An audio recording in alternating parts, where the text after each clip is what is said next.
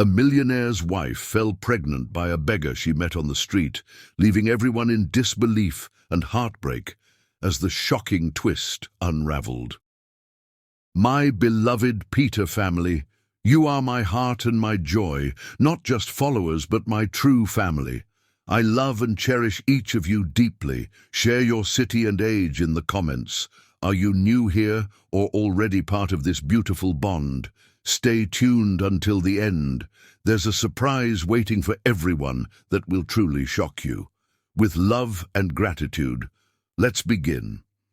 The Metropolitan Business Gala sparkled like a crystal garden under the September sky, Manhattan's elite flowing through the glass-domed atrium like schools of exotic fish. Clementine Peterborough stood by the three-tiered fountain, its water dancing in perfect synchronization with Vivaldi's Spring playing softly in the background.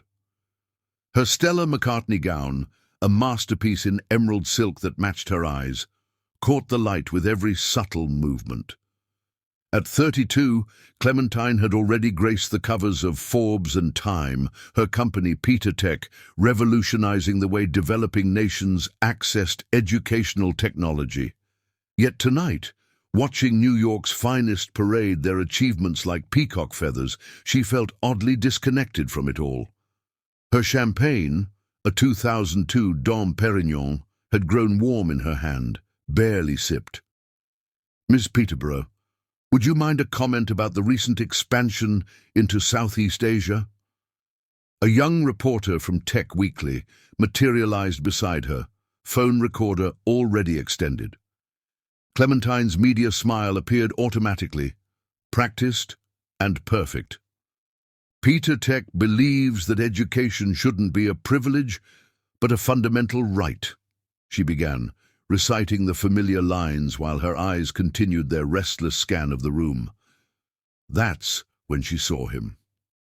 Atlas Miles stood across the atrium, his 6'2" frame commanding attention without effort. Unlike the other men in traditional black tuxedos, he'd chosen a midnight blue Tom Ford that made him look like he'd stepped out of a vintage Hollywood film. His dark hair, slightly silver at the temples, was swept back from a face that spoke of both authority and compassion. She recognized him immediately.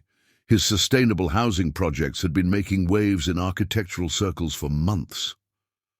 "Excuse me," Clementine murmured to the disappointed reporter, setting her champagne on a passing waiter's tray.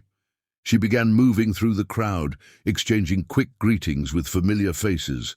Olivia Blackwood from the Silicon Valley Venture Capital Circuit, Harrison James of Global Green Solutions, and twins Phoenix and River Wellington, whose blockchain startup had just gone public. She was halfway across the room when Atlas turned, as if sensing her approach. Their eyes met, and the carefully choreographed chaos of the gala seemed to fade into soft focus. He smiled. Not the practice smile she'd seen in his interviews, but something more genuine, reaching all the way to his steel-grey eyes. "The famous Clementine Peterborough," he said as she drew near, his voice carrying a hint of amusement. "I watched your TED Talk on democratizing education through adaptive AI. Brilliant work." Clementine felt her carefully maintained composure shift slightly. Most people at these events led with compliments about her latest stock prices or acquisition deals. "You actually watched that? 3 times, actually?" Atlas gestured to 2 empty seats by the window overlooking the city lights. "The part about implementing offline learning modules for areas with limited internet access. That's where most tech companies miss the mark. They design for Silicon Valley and expect the rest of the world to catch up." As they sat, Clementine noticed details she'd missed from across the room. A small scar above his left eyebrow, the way his hands moved expressively when he spoke, the vintage Patek Philippe watch that spoke of old money but sat alongside a handmade bracelet that looked like something from a street market in Mumbai. "Most people here want to talk about profit margins," she said, testing the waters. Atlas laughed, a rich sound that drew glances from nearby guests. "Most people here think success is a number in their bank account. I'd rather talk about your plans for the educational pilot program in Rwanda. The next hour dissolved into a conversation that ranged from sustainable architecture to artificial intelligence ethics, from childhood dreams in small towns. He was from Boulder, Colorado. She grew up in Portland, Maine, to their shared passion for using technology to bridge global inequalities. Atlas described his latest project: affordable housing units that generated their own power and recycled water, designed to transform urban slums into self-sustaining communities. The real challenge isn't the technology, he was saying, leaning forward intently. It's convincing local governments to take a chance on innovation over quick fixes. I know exactly what you mean, Clementine replied, realizing she'd moved closer without conscious thought. In Bangladesh, we spent months just building trust with community leaders before we could even mention bringing tablets into the schools. The cleaning staff had begun discreetly stacking chairs in the corner when Atlas checked his watch. I can't believe it's almost midnight, he said, looking genuinely surprised. I haven't enjoyed a conversation at one of these events in, well, possibly ever. Clementine felt the same way. For the first time in years, she'd forgotten to maintain her public persona, forgotten to network, forgotten everything except the fascinating man before her and the way his mind worked. I have a proposal, Atlas said, pulling out his phone. I'm flying to Singapore next week to review the site for our next sustainable housing project. But I'd love to continue this conversation, perhaps over dinner when I return. Their fingers brushed as she took his phone to enter her number. A small contact, entirely professional, yet Clementine felt it like an electric current running up her arm. As she handed the phone back, their eyes met again, and she knew Atlas had felt it too. "Until then, Miss Peterborough," he said, standing and offering his hand. "Clementine," she corrected, taking it.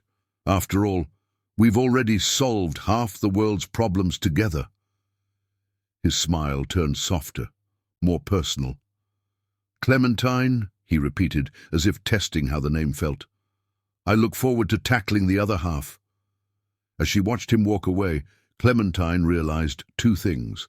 First, she hadn't thought about work, media appearances, or stock prices for the entire evening. And second, something fundamental had shifted in her carefully ordered world, like the first tremor before an earthquake, subtle but irrevocable.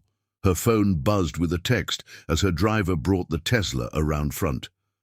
Just to confirm, that engaging conversation about Rwanda's educational infrastructure wasn't a champagne-induced hallucination. "Atlas," smiling, she typed back, "real enough that you owe me your thoughts on cryptocurrency and developing economies when you're back from Singapore." I wouldn't dare disappoint. "Good night, Clementine." As her car glided through the Manhattan night, Clementine found herself doing something she hadn't done in years, daydreaming about grey eyes that lit up when discussing social impact, about hands that spoke as eloquently as words, about the possibility that success didn't have to mean solitude.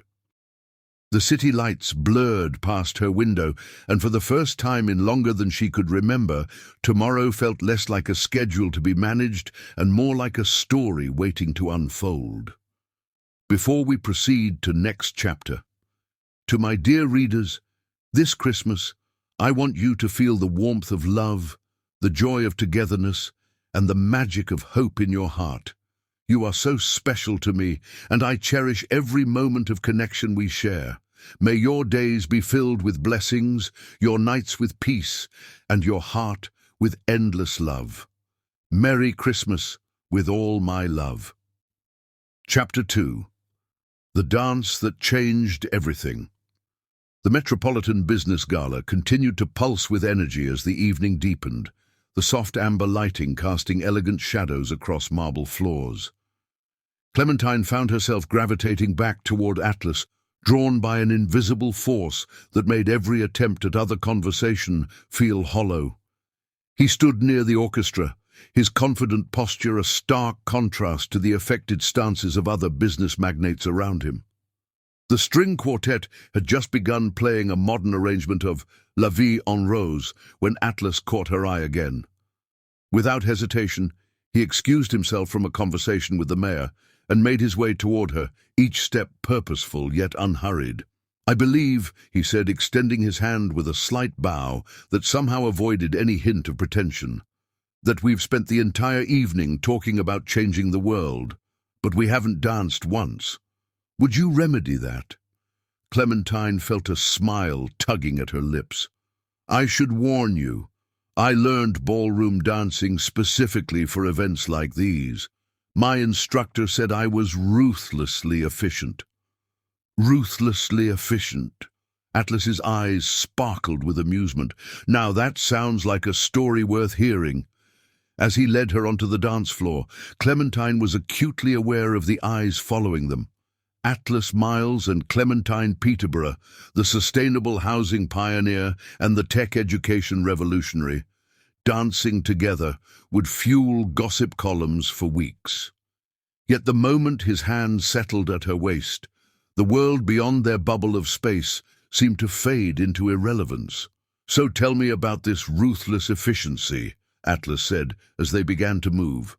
His lead was confident but gentle, adapting perfectly to her style. "I imagine you approach dancing like a business acquisition." Clementine laughed, surprised by how natural it felt to be in his arms. "Close. I was 28. Peter Tech had just secured its first major funding round, and my PR team insisted I needed to soften my image.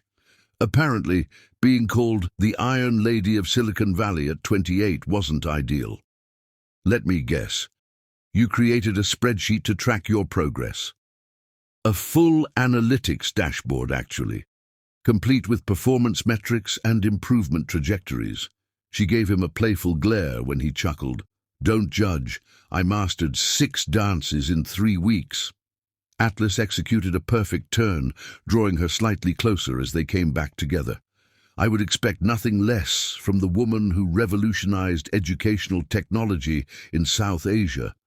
Though I have to say, you don't dance like someone who learned from a spreadsheet."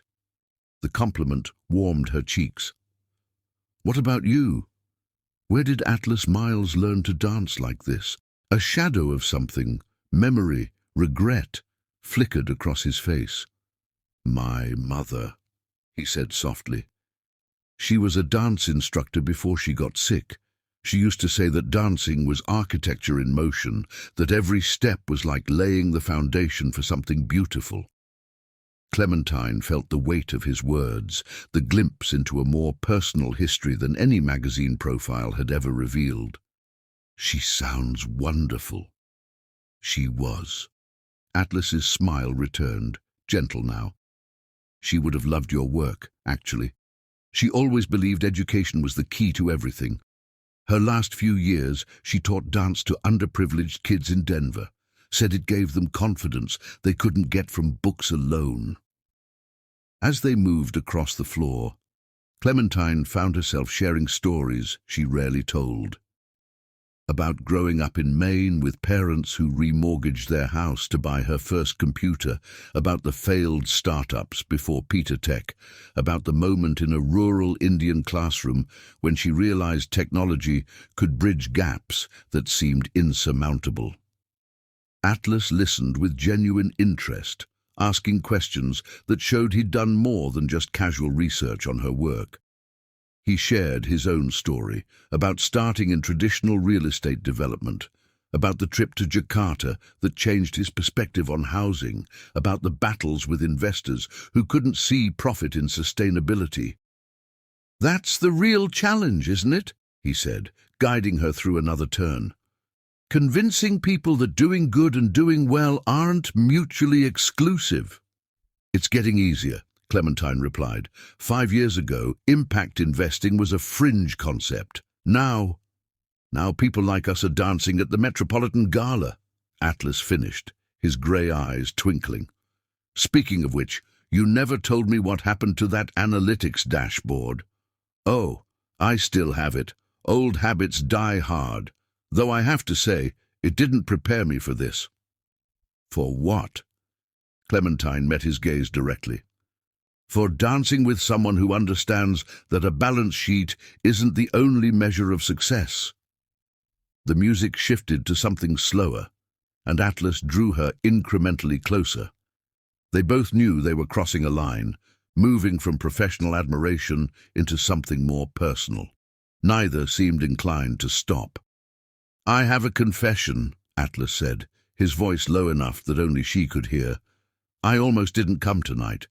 These events usually feel like elaborate theater productions where everyone's playing a role. What changed your mind?" "I read about your latest project, bringing adaptive learning technology to refugee camps in Lebanon. It reminded me of something my mother used to say. The right person at the right moment can change everything. I thought maybe it was time to stop avoiding these gatherings and start looking for the right connections instead." Clementine felt her breath catch.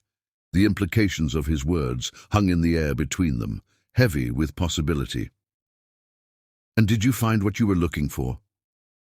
Atlas's hand tightened slightly at her waist. "I think I found something I didn't even know I was searching for." The song was ending, the final notes of the violin hanging in the air like suspended starlight. They slowed to a stop, but neither moved to step away. Around them, other couples were already dispersing, the evening drawing to its inevitable close. "I have another confession," Atlas said, finally releasing her but maintaining eye contact. "I don't actually have to go to Singapore next week." Clementine raised an eyebrow, waiting. "The project there is already underway. I just thought I needed an excuse to ask for your number that sounded less—" He paused, searching for the word. "Forward?" she supplied, amused. "Transparent," he decided. "I didn't want you to think I was just another businessman trying to network with Clementine Peterborough." The honesty in his admission touched her. "And what are you trying to do?" Atlas considered for a moment, then said simply, "Get to know Clementine." The distinction between her public persona and her true self struck a chord deep within her. How long had it been since someone had looked past the achievements to see the person? "In that case," she said, making a decision, "why wait until you get back from your fictional trip to Singapore? Have dinner with me tomorrow night." Atlas's smile broadened. What happened to ruthless efficiency? "Sometimes," Clementine said, thinking of all the careful plans and strategies that had ruled her life until now, "the most efficient path isn't the right one." "Tomorrow night, then," Atlas agreed. He took her hand and pressed a kiss to her knuckles, an old-world gesture that should have felt affected, but somehow didn't. "I look forward to meeting more of Clementine." As they parted ways in the cool September night, Clementine felt as if she'd stepped into an alternate reality, one where spreadsheets and strategic plans took a back seat to the unexpected flutter in her chest, where success was measured not in quarterly reports, but in moments of genuine connection. Her phone buzzed just as her driver pulled away from the curb. "Thank you for the dance, and for seeing past the sustainable housing pioneer to just Atlas, M." She typed back, "Thank you for making me forget about being Clementine Peterborough for a few hours, though I still think you owe me that discussion about cryptocurrency." His response came quickly. "Tomorrow night, no spreadsheets allowed." Clementine leaned back against the leather seat, smiling at her phone like a teenager after a first date. Outside, Manhattan glittered like a jewelry box spilled across the night. But for once, she wasn't thinking about meetings or mergers or market strategies. She was thinking about grey eyes that saw through carefully constructed facades, about hands that spoke of both strength and gentleness, about the way some dances begin with a simple step and end up leading somewhere entirely unexpected. Tomorrow couldn't come soon enough. Chapter 3. Digital Romance. Dawn painted Manhattan's skyline in watercolor hues as Clementine reached for her phone, a habit she'd developed over the past 2 weeks. Ever since their first dinner, a 7-hour affair at an intimate Michelin-starred restaurant that ended with sunrise over Central Park, her mornings had begun the same way, checking for messages from Atlas. Today's awaited her, time-stamped 5:43 a.m. Good morning from Dubai. The sunrise here made me think of you, all ambitious gold and fearless purple. Speaking of ambition, you should see these sustainable housing prototypes. Video call later. Attached was a photo that made her catch her breath. The desert dawn breaking over ultra-modern buildings, their surfaces designed to capture every drop of moisture from the air. Atlas had mentioned this project during their dinner, but seeing it through his eyes made it real in a way blueprints never could. She typed back, "Those water harvesting panels look revolutionary. Though I'm more intrigued by how you're managing to sound poetic at what must be 2 a.m. your time. Jet lag or inspiration?" His response came immediately. "Both. These buildings will change lives, Clem. Imagine entire communities having access to clean water just from the air around them. It's like your educational tablets. Sometimes the simplest solutions have the most profound impact." The nickname, Clem, had emerged during their first video call, when Atlas had been too exhausted from a 20-hour workday to manage her full name. She'd never let anyone shorten her name before, but from him, it felt right. Their digital dance had begun that very first night after the gala. She'd been home barely an hour when her phone lit up with a photo. Atlas in his home office, bow tie undone, holding up a handwritten sign that read, "No spreadsheets were harmed in the making of this message." She'd responded with a photo of her own, her laptop screen showing an Excel file clearly labeled Dance Performance Metrics 2022, with the caption, "Retiring this as we speak." From there, it had evolved into a constant stream of consciousness, photos, messages, and video calls that defied time zones and packed schedules. Atlas sent her sunrise shots from construction sites across the globe. She replied with midnight coding sessions and viral videos of goats doing yoga. Their conversations meandered from world-changing ambitions to childhood memories, from industry analysis to favorite ice cream flavors. Opening her laptop, Clementine found his email from 3 a.m., his time a detailed proposal for integrating her educational technology into his sustainable housing communities. His vision aligned perfectly with hers, creating spaces where learning and living sustainably became second nature. "Just reviewed your proposal," she typed. "Your 3 a.m. brain is impressively coherent. One question, have you considered incorporating AR learning spaces in the community centers?" While waiting for his response, she scrolled through their message history. There was Atlas covered in dust after inspecting a construction site in Mumbai, captioned, "Your tech might be cleaner than my line of work." Her response had been a photo of herself debugging code at midnight, hair wild, surrounded by empty coffee cups.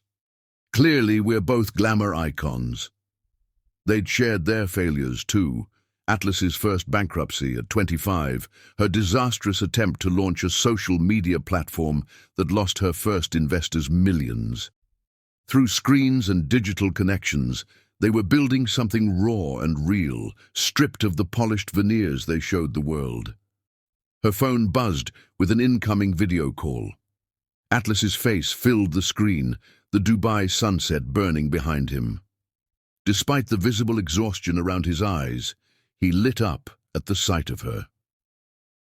"AR learning spaces," he said without preamble, "are exactly what these communities need. Imagine kids learning about water conservation while watching virtual simulations of their own building systems." "Already coding a prototype?" Clementine grinned, turning her laptop to show him. "Though you should probably sleep before we dive into technical specifications." "Sleep is for people who haven't just had a breakthrough about revolutionizing community education." His smile softened. "Besides, I miss you." The simple admission made her heart flutter. They'd known each other barely 3 weeks, Yet somehow Atlas had become as essential as her morning coffee. Dubai's only a 14-hour flight away, she teased, though part of her was seriously considering it. Don't tempt me. I'm already struggling to focus on meetings when all I want to do is discuss implementation strategies with you. He ran a hand through his hair. A gesture she'd learned meant he was wrestling with something. Clem, what are we doing? The question hung between them, heavy with possibility.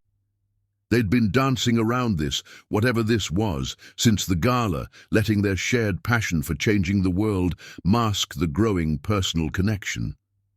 Well, she said carefully, professionally, we're exploring a groundbreaking integration of educational technology and sustainable architecture that could transform communities across the developing world. And unprofessionally? Clementine thought about the flutter in her chest every time his name appeared on her phone, about the way their video calls stretched from minutes to hours, about how her world felt bigger and brighter with him in it. Unprofessionally, she said softly, I think we're discovering that some connections can't be explained in business terms or measured in market metrics. Atlas's expression softened further. I have another confession. Better not be about another fictional business trip. He laughed, the sound warming her even through digital channels. No, this is worse. I've been turning down international projects for the first time in my career. Everything in Dubai wraps up next week, and instead of heading to our Singapore expansion, you're coming back to New York. Hope bubbled in her chest. I'm coming home, he corrected gently. To you.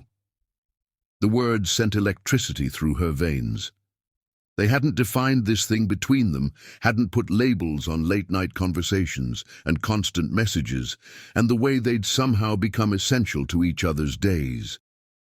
Atlas, she started, but he cut her off. Before you say anything, check your email. Puzzled, she opened her inbox. There it was, a calendar invite for next Thursday evening. The location made her laugh out loud. Metropolitan Museum of Art rooftop garden. Finish our dance. Too cheesy? He asked, looking adorably uncertain for a man who commanded boardrooms with ease. Perfect, she said softly.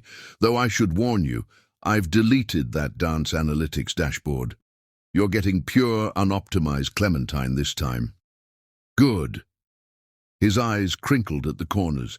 Because you're getting just Atlas. No sustainable housing pioneer, no business mogul, just a man who can't stop thinking about a dance we never finished. A notification popped up on her phone. Her 9 a.m. board meeting starting in 15 minutes. Reality intruding on their bubble of connection. I have to go, she said reluctantly. Try to get some sleep. I will. But Clem, his voice turned serious. These past weeks talking to you, sharing ideas, building something bigger than ourselves, it's changing everything. You know that, right? She did know. Every message, every call, every shared dream was reshaping her world in ways she never expected. 1 week, she said, then we figure out exactly what everything means. 1 week, he agreed. Send me your AR prototype specs when you can. Some of us have to look productive in meetings today. After they disconnected, Clementine sat for a moment, letting the morning light wash over her. Her phone buzzed one last time. P.S. Already moving meetings so I can land Wednesday night instead. Some things are worth being ruthlessly efficient for. She headed to her board meeting with a smile that prompted curious looks from her executives. Let them wonder. For the first time in her carefully planned life, Clementine was embracing the uncharted territory of a connection that defied spreadsheets and strategic planning. Her phone lit up with a final message from Atlas, this one a photo of his notebook. In his architect's precise handwriting was a quote, "The best lives, like the best buildings, are built on foundations of passion, purpose, and the courage to create something beautiful." Below it, he'd added, 7 days until we continue building ours. Clementine saved the photo, knowing already it would become her most treasured piece of their digital romance. Sometimes, the biggest adventures began with the smallest pixels, and the most important connections sparked across thousands of miles of fiber optic cables. 7 days couldn't pass fast enough. Chapter 4. The Proposal. The October morning dawned crisp and bright as Clementine made her way into Peter Tech's headquarters, her mind preoccupied with the upcoming board presentation on their expansion into Southeast Asia. 3 months had passed since Atlas returned from Dubai. 3 months of shared dreams and intertwined lives that had transformed both their worlds. She noticed something different the moment she stepped into the lobby. The usual buzz of activity was there, but her employees seemed to be suppressing smiles, exchanging knowing glances. Before she could question it, her assistant Phoenix bounded over, tablet in hand. "Emergency meeting in the main conference room," Phoenix announced, trying and failing to keep a straight face. "The entire staff needs to be present for this one." Clementine frowned. "I don't have any all-hands meeting scheduled for today. The board presentation isn't until—" "Trust me," Phoenix interrupted, gently steering her toward the elevator. "This is more important than the board." The elevator ride to the 45th floor was surprisingly crowded, with employees from every department squeezed in, all attempting to look casual and failing miserably. As the doors opened, Clementine's breath caught in her throat. The entire floor had been transformed. The normal fluorescent lighting had been replaced with thousands of tiny LED stars, creating a galaxy effect across the ceiling. Along the walls, digital screens displayed a chronological journey, but not of Peter Tech's corporate milestones. These were moments from her journey with Atlas. The first screen showed the Metropolitan Gala where they met, a candid photo of them deep in conversation by the fountain. The next captured their sunrise walk through Central Park after that first endless dinner.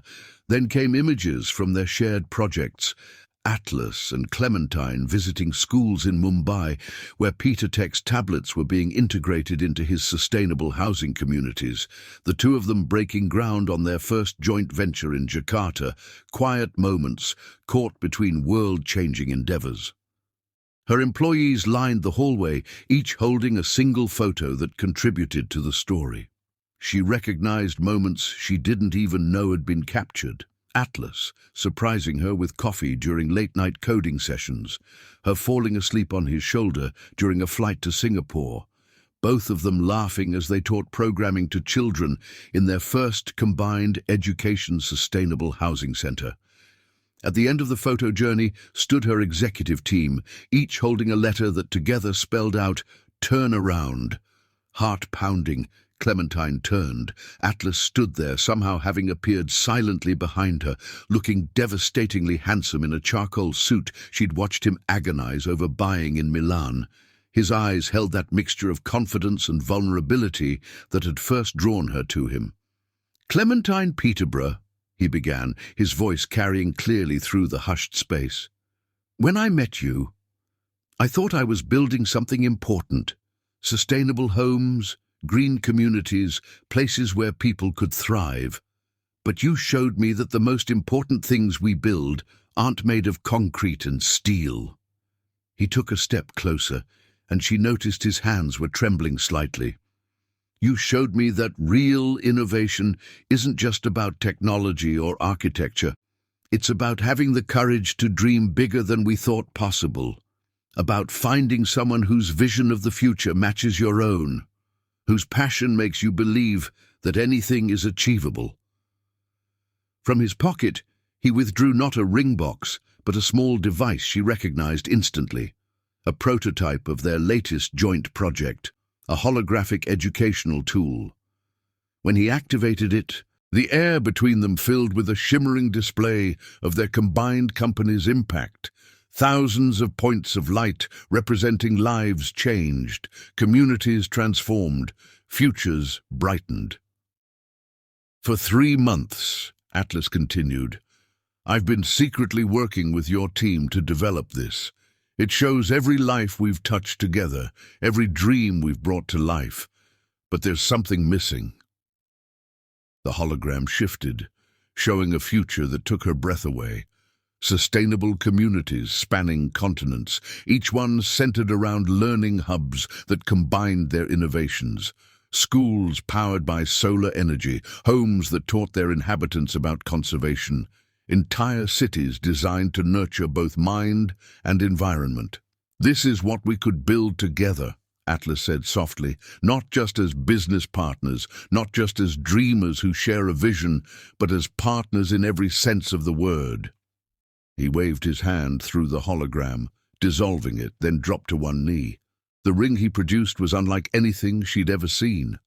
A platinum band embedded with tiny LED crystals that sparked and shimmered like the stars above them. The crystals are programmable, he explained, his voice rough with emotion. Right now, they're displaying our first text conversation. Every anniversary, they'll show a new memory. Because that's what I want to do with you, Clem. Keep building memories, keep changing lives, keep dreaming bigger than either of us could alone. Tears blurred Clementine's vision as Atlas took her hand. You once told me that the most efficient path isn't always the right one. You were right. I had a 5-year plan for my life, for my company, for everything. Then I met you, and suddenly all those carefully laid plans seemed small compared to the possibility of building a future with you. He squeezed her hand gently. So here I am, in front of the incredible team you've built, asking you to take another unexpected path with me. Clementine Peterborough, will you marry me? Will you be my partner in everything? In changing the world, in building dreams, in creating a love story that's bigger than both of us? The silence in the room was absolute. Hundreds of breaths held as Clementine looked down at the man who had reshaped her world. She thought about their late-night conversations, about making a difference, about the way he supported her wildest dreams while keeping her grounded, about how seamlessly they'd woven their separate visions into something greater than either had imagined alone.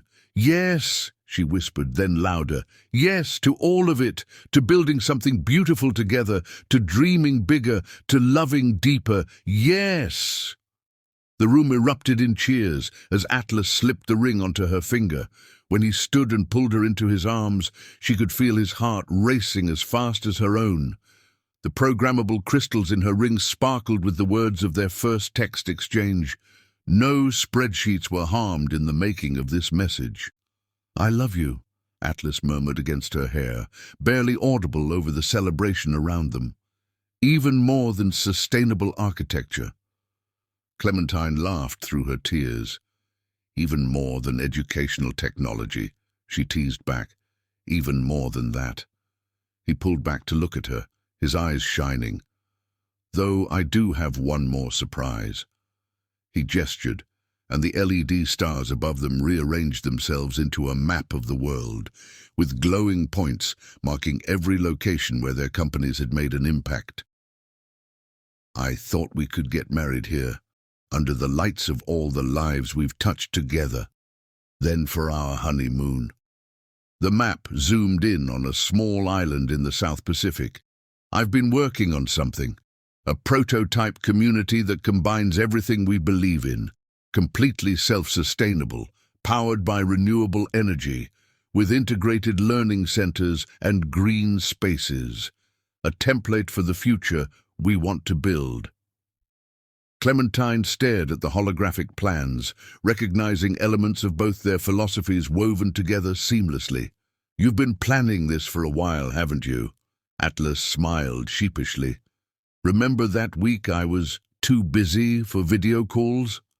I was actually island hopping in the Pacific, finding the perfect location. I wanted everything to be ready, to show you that our dreams aren't just dreams anymore. They're blueprints for the future. Looking around at her team, no, their team now, all celebrating this moment with genuine joy, Clementine felt overwhelming gratitude. This wasn't just a proposal. It was a promise to keep building, keep dreaming, keep changing the world together.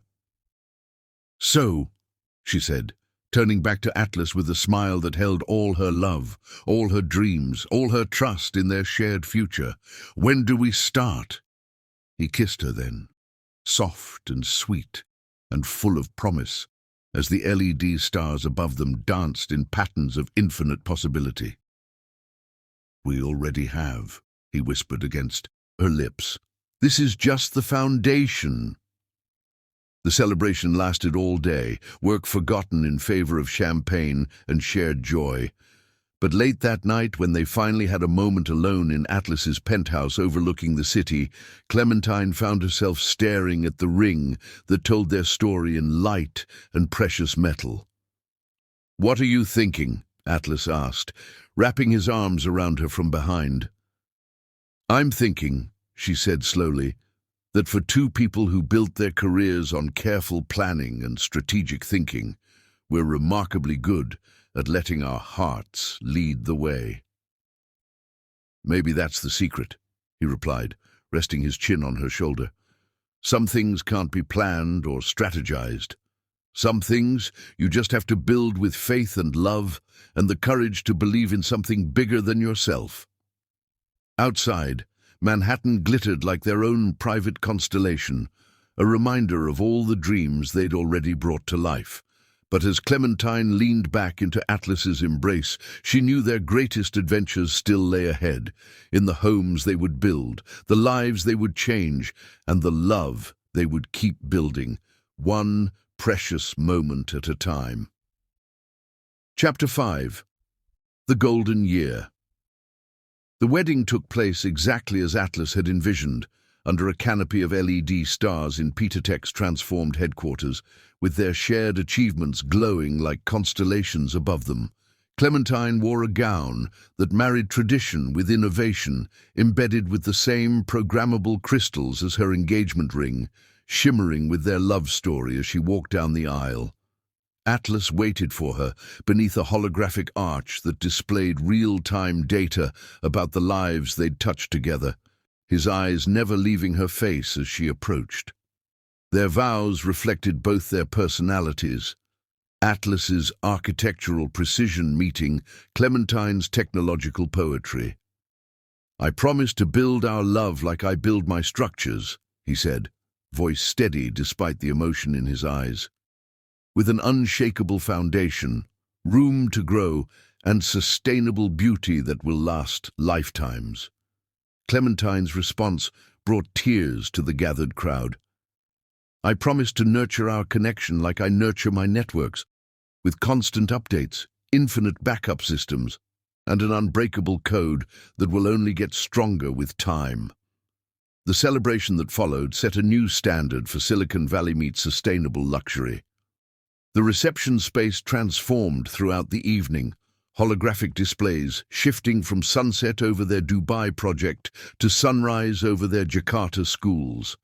Every detail honored their commitment to sustainability, from the vertical garden walls to the farm-to-table menu, served on biodegradable plateware that would later be planted to grow flowers.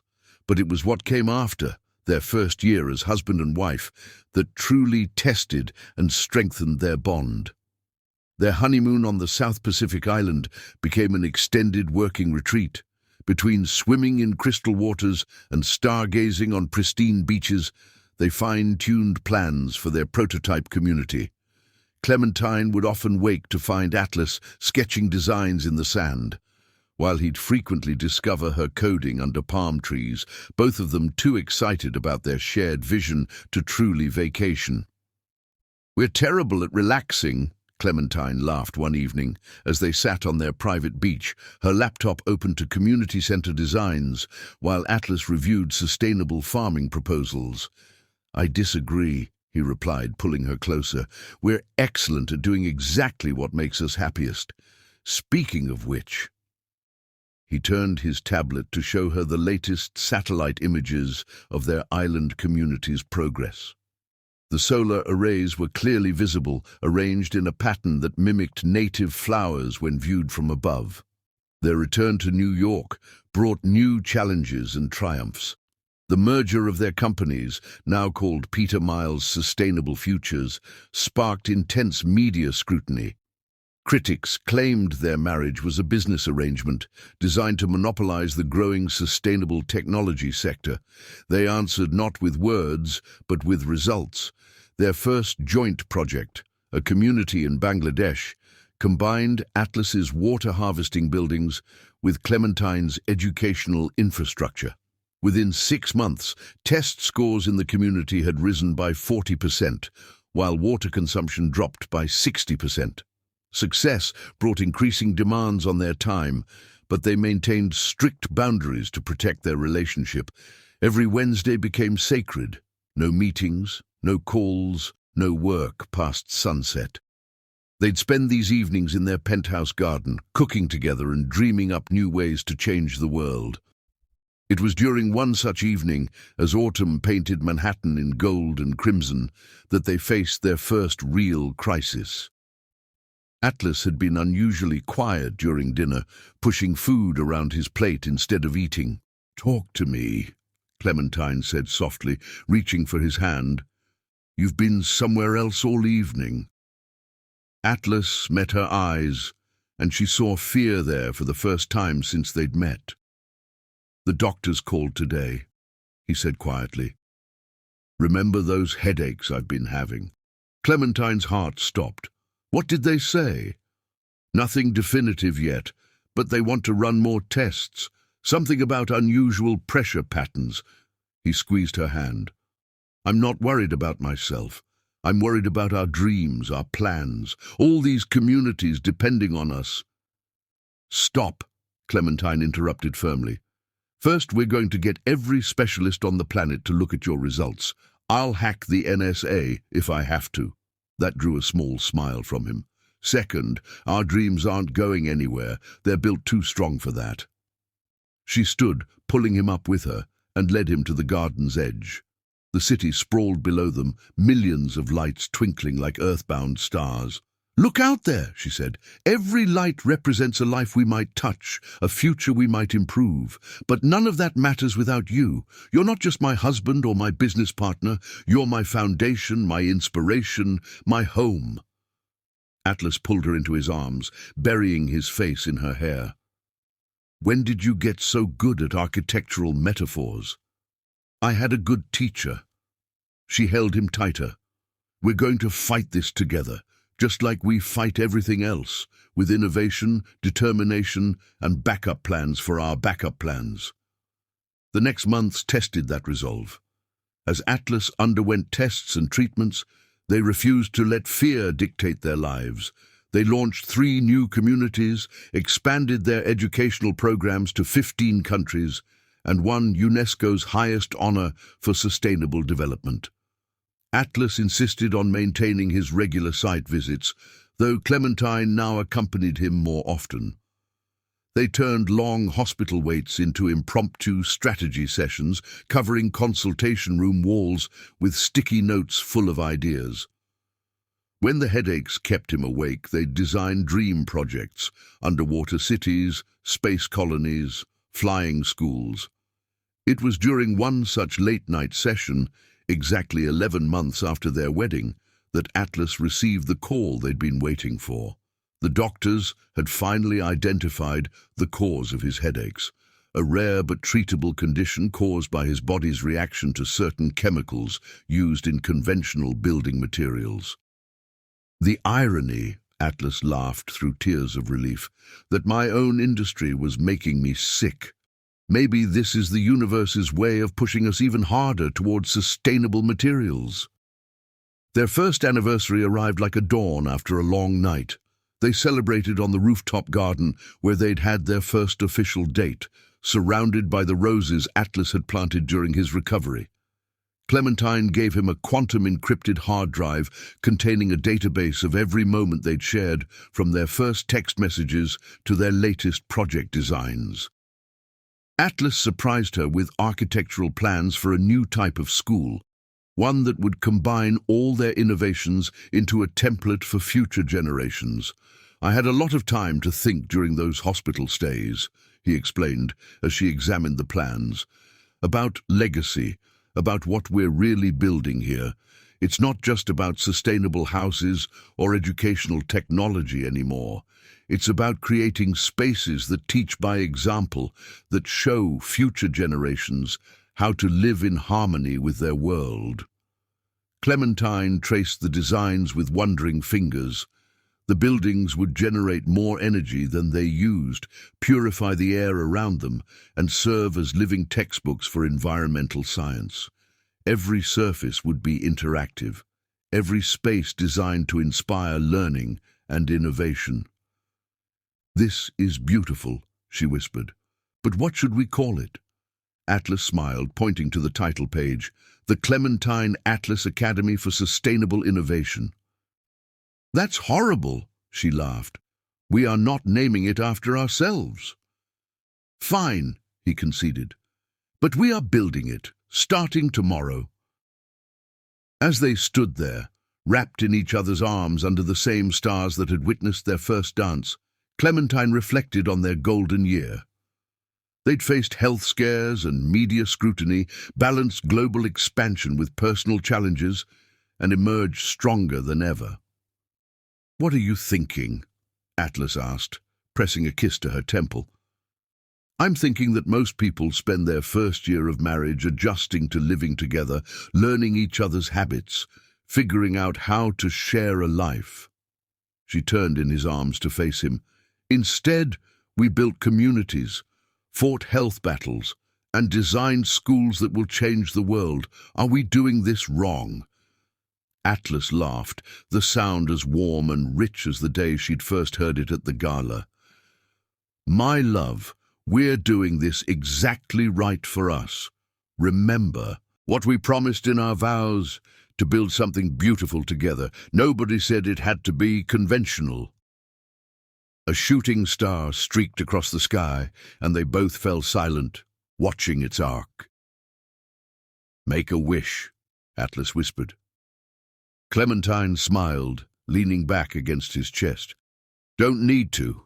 Everything I could wish for is right here in this moment. You, me, our dreams, our future. Even with the headaches and hospital visits. Especially with those," she said firmly. "Because they proved what I already knew, that what we've built together is stronger than any challenge, more sustainable than any structure, more revolutionary than any technology." They stayed on the rooftop until dawn, planning their next year, their next decade, their next revolution. As the sun rose over Manhattan, painting the city in shades of promise, they held each other close, secure in the knowledge that their golden year hadn't just been about survival or success. It had been about laying the foundation for a lifetime of shared dreams, innovative solutions, and a love that, like their buildings, would stand the test of time. Chapter 6. The Fall. The first signs were subtle, easily dismissed in the whirlwind of their success. Atlas's headaches, which they'd thought resolved, returned with increasing frequency. Clementine noticed him squinting at blueprints he used to read effortlessly, rubbing his temples during video conferences, reaching for pain medication more often than he'd admit. It was a crisp November morning when everything changed. They were in their penthouse's home office, reviewing plans for their newest sustainable community in Chile, when Atlas suddenly went pale, the tablet slipping from his fingers. "Just dizzy," he assured her, but his smile didn't reach his eyes. "Probably need more sleep." Clementine saved their work and closed her laptop. "That's it. We're going to the doctor now." "We have the investor meeting. Phoenix can handle it." She was already dialing their private physician doctor, Isabella Morrison, who had helped them through Atlas's previous health scare. "This isn't negotiable, love." The next 48 hours became a blur of tests, specialists and sterile hospital corridors. Clementine maintained her composure through MRIs and blood draws, but alone in the hospital bathroom, she allowed herself 5 minutes of pure terror before pulling herself together. Atlas needed her strength, not her fear. Dr. Morrison called them into her office on the third morning. The elegant physician's usually warm expression was carefully neutral, a look Clementine had learned to dread during Atlas's previous health issues. "The headaches are related to your previous condition, Doctor," Morrison began, "but not in the way we initially thought. The experimental medication you took years ago, before meeting Clementine." She paused, choosing her words carefully. "It appears to have had some unexpected long-term effects." Atlas reached for Clementine's hand. "What kind of effects?" "The medication has caused changes in your reproductive system. The recent symptoms, the headaches, vision issues, they're side effects of your body's reaction to the damage." Dr. Morrison met their eyes directly. "I'm so sorry, but the damage is irreversible. You won't be able to father children." The words fell like stones in still water, rippling outward with devastating implications. Clementine felt Atlas's hand tighten in hers, heard his sharp intake of breath. They'd been talking about starting a family, planning to break ground on their first sustainable community with integrated family housing and early childhood education centers. "There must be something," Clementine started, her tech entrepreneur's mind already racing through possibilities. "Stem cell therapy, genetic treatments." Dr. Morrison shook her head gently. "The damage is too extensive. The medication you took—" She consulted her notes. "It was an experimental treatment for chronic migraines, correct?" Atlas nodded stiffly. "Before I met Clementine. It was supposed to be revolutionary, a permanent solution. When it was recalled, I didn't think—" His voice trailed off. "The recall came too late for some patients," Dr. Morrison explained. "We're only now understanding the full scope of its effects. The good news is that with proper treatment, we can manage the headaches and other symptoms, but the reproductive damage is permanent." The drive home was silent, each of them lost in their own thoughts. Clementine watched Atlas from the corner of her eye, noting the rigid set of his jaw, the way his hands gripped the steering wheel. She knew this proudly independent man, this visionary who'd built communities from nothing, was drowning in guilt and shame. In their penthouse, Atlas went straight to his study, his refuge when emotions threatened to overwhelm him. Clementine gave him space, busying herself with cancelling meetings and responding to urgent emails. But when evening fell and he still hadn't emerged, she knew it was time to bridge the gap. She found him standing at the window, Manhattan's lights creating a halo around his silhouette. On his desk, she noticed the family planning books they'd been reading, now pushed aside like abandoned dreams. "Talk to me," she said softly, moving to stand beside him. "Please. I've taken everything from you." His voice was raw. "The chance to be a mother, to have a family." "Stop." Clementine turned him to face her. "You haven't taken anything from me. This isn't your fault.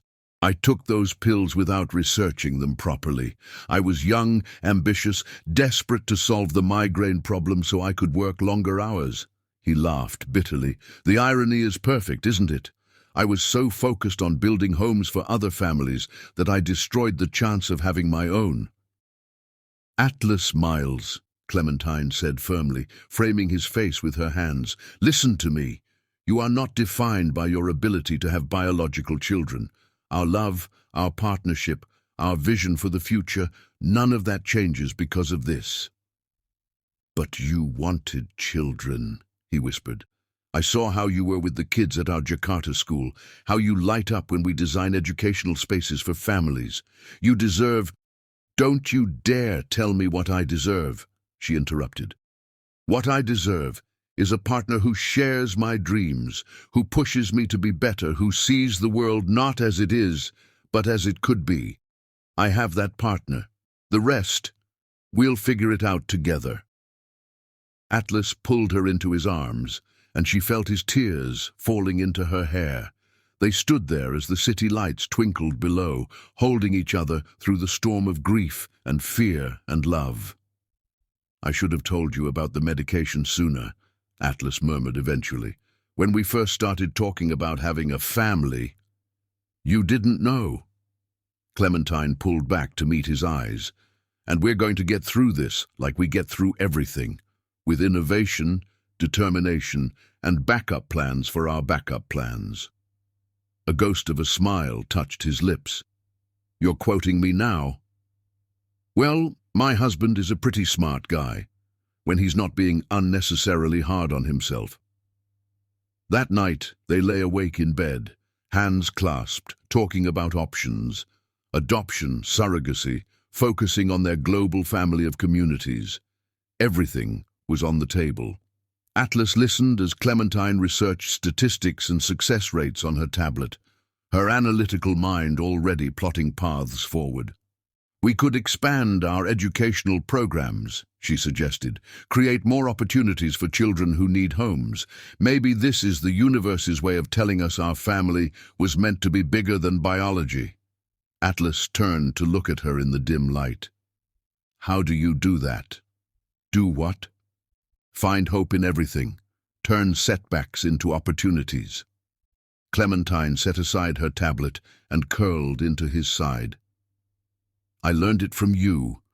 Remember when that hurricane destroyed our first sustainable housing project? You didn't see destruction. You saw a chance to design something even better, even stronger." They fell silent, listening to the city's nighttime rhythm below. Finally, Atlas spoke again, his voice stronger. "We're going to build something amazing from this, aren't we?" "We already are," Clementine assured him. "Our love isn't measured in genetic material or biological children. It's measured in the lives we touch, the communities we build, the future we create together." As dawn approached, they sketched out plans for a new initiative, a global network of education centers for orphan children, combining Atlas's sustainable architecture with Clementine's technology. Their personal pain would become purpose, their loss transformed into legacy. But neither of them could have predicted how this moment, this test of their love and commitment, would set in motion events that would shake their world to its foundation. As they finally drifted to sleep, the first light of morning painting their room in shades of hope, the universe was already preparing its next challenge, one that would test not just their love, but their very understanding of family, forgiveness, and the true price of dreams. Chapter 7. The Stranger Below. The Manhattan winter wrapped the city in sheets of crystalline snow, transforming their usual morning routine. Clementine stood at the penthouse window, watching the early light glint off ice-covered buildings, while Atlas prepared their coffee, a task he'd insisted on maintaining even after hiring a full household staff. "One oat milk latte with an extra shot," he announced, pressing the warm mug into her hands. "You're up early." She accepted the coffee, but didn't turn from the window.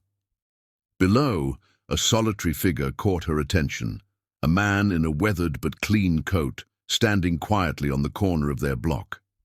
Something about his stillness, amid the rushing commuters, drew her eye. "He's here again," she murmured. Atlas moved to join her, his own coffee steaming in the morning air. "The man on the corner? I've noticed him too. 3 weeks now. Same time, same spot." The figure, whom they would come to know as Alfonso Grayson, had become a fixture of their mornings. Unlike typical panhandlers, he never approached anyone for money. He simply stood, observing the city with an air of quiet dignity that seemed at odds with his circumstances. "There's something different about him," Clementine said, watching as a businessman hurried past, dropping a bill in the paper cup at Alfonso's feet without breaking stride. "He reminds me of the children at our Jakarta school, the ones who'd lost everything, but still had that spark." Atlas studied his wife's profile, recognizing the look that usually preceded one of her innovative breakthroughs. "What are you thinking?" "I'm thinking about all our talks about expanding our family differently." She turned to face him. About how sometimes the universe puts people in our path for a reason. That evening, returning from a board meeting, Clementine made a decision. Instead of having her driver drop her at the private entrance, she asked to stop at the corner where Alfonso stood, still present despite the falling temperature. Up close, she noticed details that confirmed her instincts. His clothes, while worn, were meticulously clean. His posture spoke of education, perhaps military training. Most strikingly, his eyes held an intelligence that matched the quiet dignity of his bearing.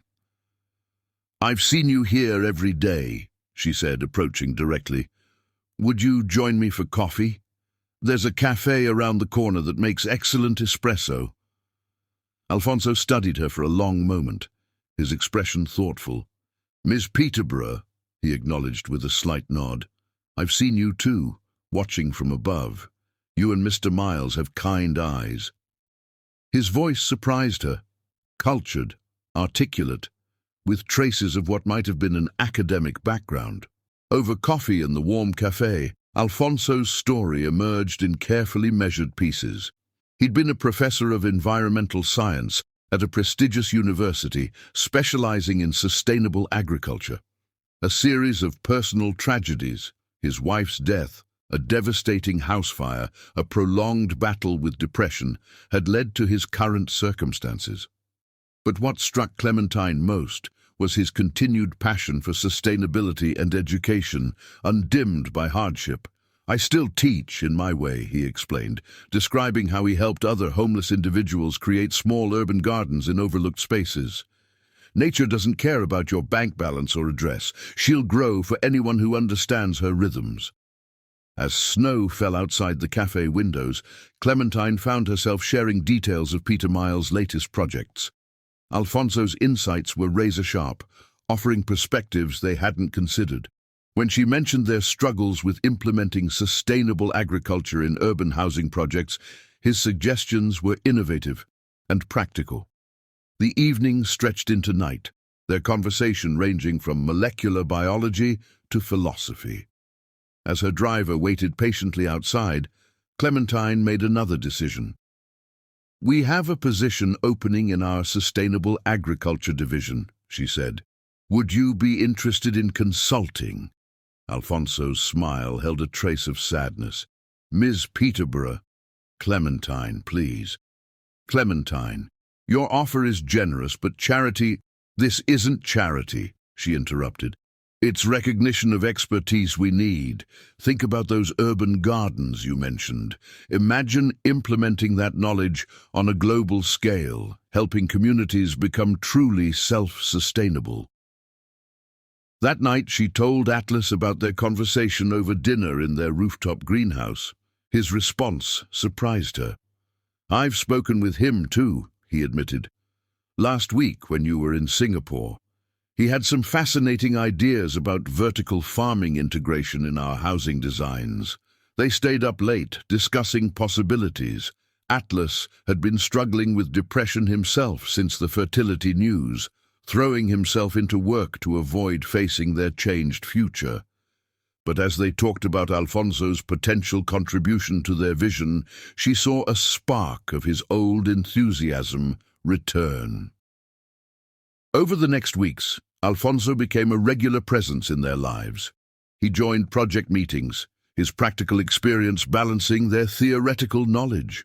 He helped design a revolutionary vertical farming system for their Chile project, incorporating indigenous agricultural practices with modern technology.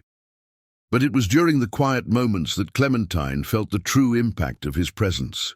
She'd find him and Atlas deep in conversation about loss and resilience, about rebuilding from ashes. She noticed how her husband's shoulders seemed lighter after these talks, how he began to see their inability to have biological children not as an ending, but as an opening to different possibilities. Alfonso never asked for help beyond the consulting work, maintaining his modest lifestyle even as his contributions became increasingly valuable. He continued his work with the homeless community, now backed by Peter Miles's resources, turning abandoned lots into thriving garden spaces. "You've given me purpose again," he told Clementine one evening as they reviewed plans for a new community center. "Both of you have." She wanted to help him find an apartment, to fully rebuild his life, but he gently declined. "Some wounds need time," he said simply. "Some journeys can't be rushed." The weeks turned to months, and Alfonso's presence became woven into the fabric of their lives. He was there when they broke ground on their first fully integrated urban farm project. He stood quietly supportive through Atlas's difficult days, offering wisdom born of his own struggles. He became not just a colleague, but a friend, a confidant, a bridge between the world they lived in and the one they hoped to build. None of them could have known that these connections, forged in the crucible of shared passion and mutual understanding, would soon be tested in ways they couldn't imagine. As winter mellowed into spring, the seeds of change were already sprouting, some sweet, some bitter, all part of a pattern larger than any of them could see. One particularly challenging evening, after a disappointing meeting with potential investors, Clementine found Atlas and Alfonso in the rooftop greenhouse, surrounded by Alfonso's experimental seedlings. "Life finds a way," Alfonso was saying, showing Atlas how a particularly stubborn plant had broken through seemingly impenetrable soil. "Sometimes not the way we expected, but always the way it needs to." Watching them, Clementine felt a sudden rush of emotion. These two men, one who had lost everything but maintained his dignity, one who feared he had failed her but continued to build their dreams, had become central to her world in ways she never anticipated. Later that night, as she and Atlas prepared for bed, he voiced what they'd both been feeling. "Having Alfonso in our lives, it's changing things, isn't it? Making us see possibilities we didn't before." Clementine nodded, thinking of the way their childless future seemed less devastating when viewed through Alfonso's lens of reinvention and renewal.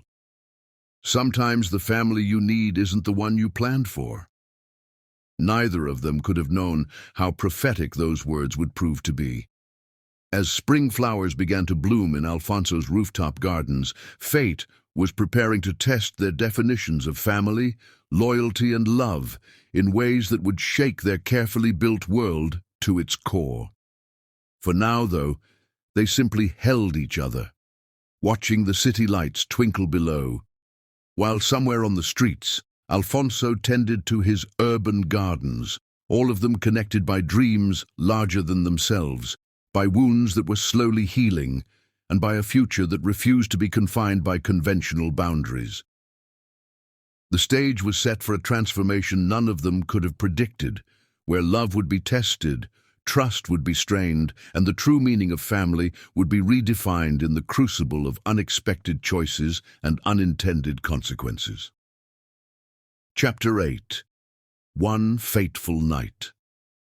Spring had fully bloomed over Manhattan, but Clementine barely noticed the cherry blossoms outside her office window. The latest round of fertility clinic visits had left her emotionally drained, each negative result weighing heavier than the last. Atlas had thrown himself into work, spending long hours at construction sites, as if physical exhaustion could numb the pain of their reality. That particular evening, she sat alone in their penthouse, nursing a glass of wine and watching the sun set over the city. Atlas was in Dubai, overseeing their newest sustainable housing project, his texts growing increasingly distant over the past weeks. Their last video call had been brief, clinical, discussions of project timelines and investor meetings, nothing of the warmth and intimacy they'd once shared. Her phone buzzed with another message from him. "Meeting running late. Don't wait up for our call. Love you." 3 months of similar messages, 3 months of watching her brilliant, passionate husband retreat into himself, shouldering guilt that wasn't his to bear. The wine in her glass disappeared faster than she'd intended, and she found herself pouring another. The soft chime of the elevator announced Alfonso's arrival. He'd taken to delivering his weekly sustainable agriculture reports in person, usually finding either her or Atlas in need of his quiet wisdom. "Ms. Peterborough," he said, noting her unusual position on the floor beside the floor-to-ceiling windows.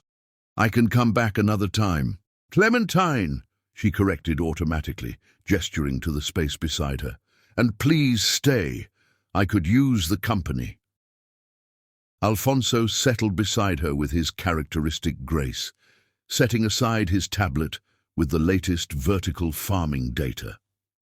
In the months since he'd entered their lives, he'd maintained his modest lifestyle despite his growing role in their company, still living in a small room above one of their community gardens. "Atlas is in Dubai again?" he asked, though he surely knew the answer. Clementine nodded, taking another sip of wine. "Did you know we had an appointment at the fertility clinic yesterday? He sent his regrets. Urgent meetings couldn't be rescheduled." She laughed, but it sounded hollow even to her ears. The great Atlas Miles, who built an empire on sustainable dreams, running from the one thing he can't fix. "He's not running from you," Alfonso said gently. "He's running from himself." "I know." She closed her eyes, feeling the wine warm her veins. "That almost makes it worse. He's so convinced he's failed me that he can't see how much I just need him here, children or no children." The city lights began to twinkle on below them as darkness fell. Alfonso listened as Clementine spoke of her fears, not just about their inability to have children, but about losing the connection that had made them such a perfect team. "We used to finish each other's sentences," she said, her voice thick with emotion. "Now I can barely get him to start them." "Give him time," Alfonso advised. "Men like Atlas, builders, creators, we struggle when faced with problems we can't solve through sheer will and determination." "You sound like you're speaking from experience." Alfonso was quiet for a long moment. "My wife and I, we lost our child before she was born. The grief drove us apart before we found our way back together. Then I lost Sarah to cancer, and everything else followed." Clementine turned to look at him, really look at him, in the dimming light. This brilliant man who had lost everything but maintained his dignity, his compassion, his ability to help others heal while carrying his own wounds. "How did you survive it?" she whispered. "One breath at a time. One moment of beauty at a time." He gestured to the city below. "Life has a way of surprising you when you least expect it. Sometimes the deepest wounds lead to the most profound healing." Perhaps it was the wine, or the weeks of loneliness, or the raw honesty in Alfonso's voice. But Clementine found herself leaning closer, drawn to his quiet strength and understanding. "Show me," she breathed. What happened next would replay in her mind countless times in the months to come. The gentle brush of lips, hesitant at first, then deepening with shared pain and need.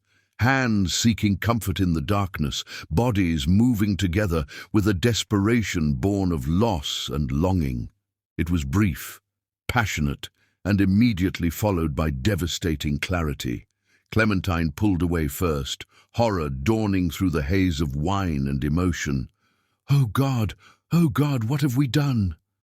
Alfonso was already standing, his usual composure shattered. "This was a mistake, a terrible mistake." "Please," she said, scrambling to her feet, the room spinning slightly. "Please, you can't tell Atlas. It would destroy him." "I should go." Alfonso gathered his tablet with trembling hands. "I'll submit my resignation first thing." "No!" The force of her own voice surprised her. "No, that would only raise questions. We need to pretend this never happened, for Atlas's sake, for everything we've built." They stared at each other in the semi-darkness, the weight of their actions hanging heavy between them. Finally, Alfonso nodded once, sharply. "I'll stay away for a while," he said. "Say I'm focusing on the community gardens. When I return, we never speak of this." After he left, Clementine stood under the shower until the water ran cold, as if she could wash away the memory of what had happened. She called Atlas, but it went to voicemail. "I miss you," she said simply. "Please come home soon." She didn't sleep that night, or many nights after. Atlas returned from Dubai a week later, finally ready to talk about their future, about adoption possibilities, about facing their challenges together. She held him tightly, love and guilt warring in her heart. Life seemed to return to normal. Alfonso maintained his professional relationship with their company, but kept his distance from their personal lives. Clementine threw herself into their work, into rebuilding her connection with Atlas, into pretending that one wine-soaked evening had never happened. But the universe has a way of unraveling even the most carefully woven denials. 6 weeks later, Clementine sat in her private bathroom, staring at a positive pregnancy test with trembling hands. The timing left no doubt about the father. In trying to cope with one impossible situation, she had created an even more impossible one. That evening, as Atlas excitedly called everyone they knew to share what he thought was miraculous news, Clementine stood at their bedroom window, watching the city lights blur through her tears. Somewhere out there, Alfonso was probably tending to his beloved gardens, unaware that their moment of weakness had created a life that would change everything. She pressed her hand to her still flat stomach, feeling the weight of choices and consequences. How could she tell Atlas, who was already planning nursery designs with sustainable materials?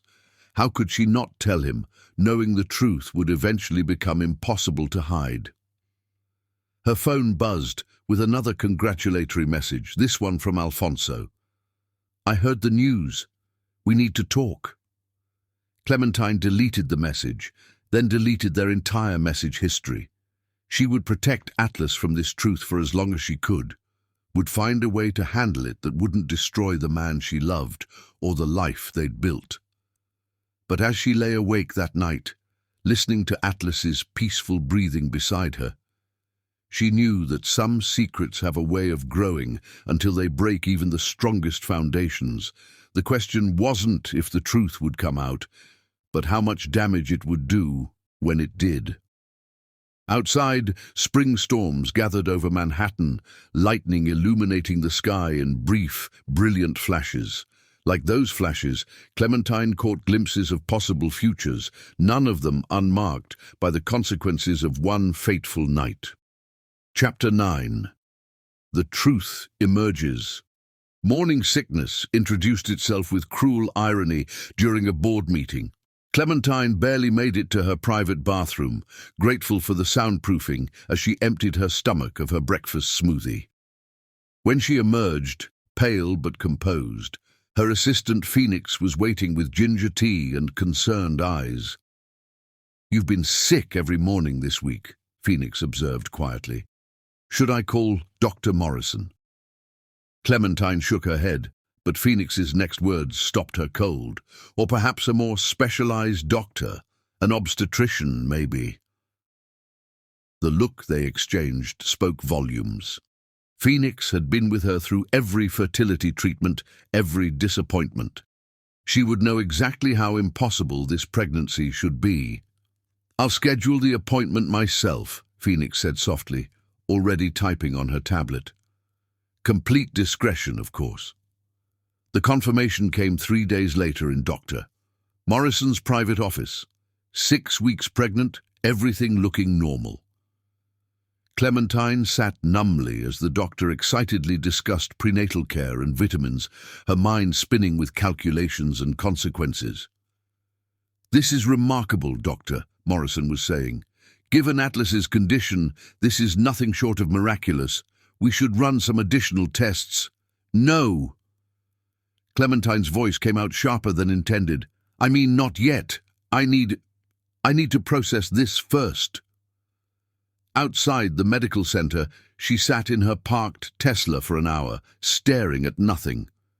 Her phone buzzed repeatedly. Atlas, asking about lunch plans. Alfonso's third attempt to discuss the situation. Her assistant confirming afternoon meetings. That evening, she found Atlas in their home office, surrounded by holographic displays of their latest project. He looked up with a smile that squeezed her heart. "Perfect timing," he said excitedly. "I've been redesigning the community center in Santiago. Look at this." He manipulated the hologram, showing a new wing. "A children's educational space." I thought, well, even if we can't have our own, we can still create places for families to grow. Clementine felt the walls closing in. Here was her brilliant, passionate husband, channeling his pain into creating something beautiful for others. And she was about to shatter his world. "Atlas," she began, her voice trembling, "I need to tell you something." He must have heard something in her tone because he shut down the holograms immediately, giving her his full attention. "What's wrong? Are you feeling sick again?" "I'm pregnant." The words hung in the air like suspended glass, beautiful and dangerous. Atlas's face transformed with joy, then confusion, then a dawning understanding that broke her heart. "But that's—" He swallowed hard. "That's not possible. The doctors said—" "I know what they said." Tears spilled down her cheeks. "I know what this means." Atlas stood perfectly still, his engineer's mind no doubt running the same calculations she had, reaching the same impossible conclusions.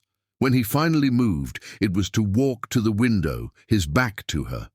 "How long?" His voice was eerily calm. 6 weeks.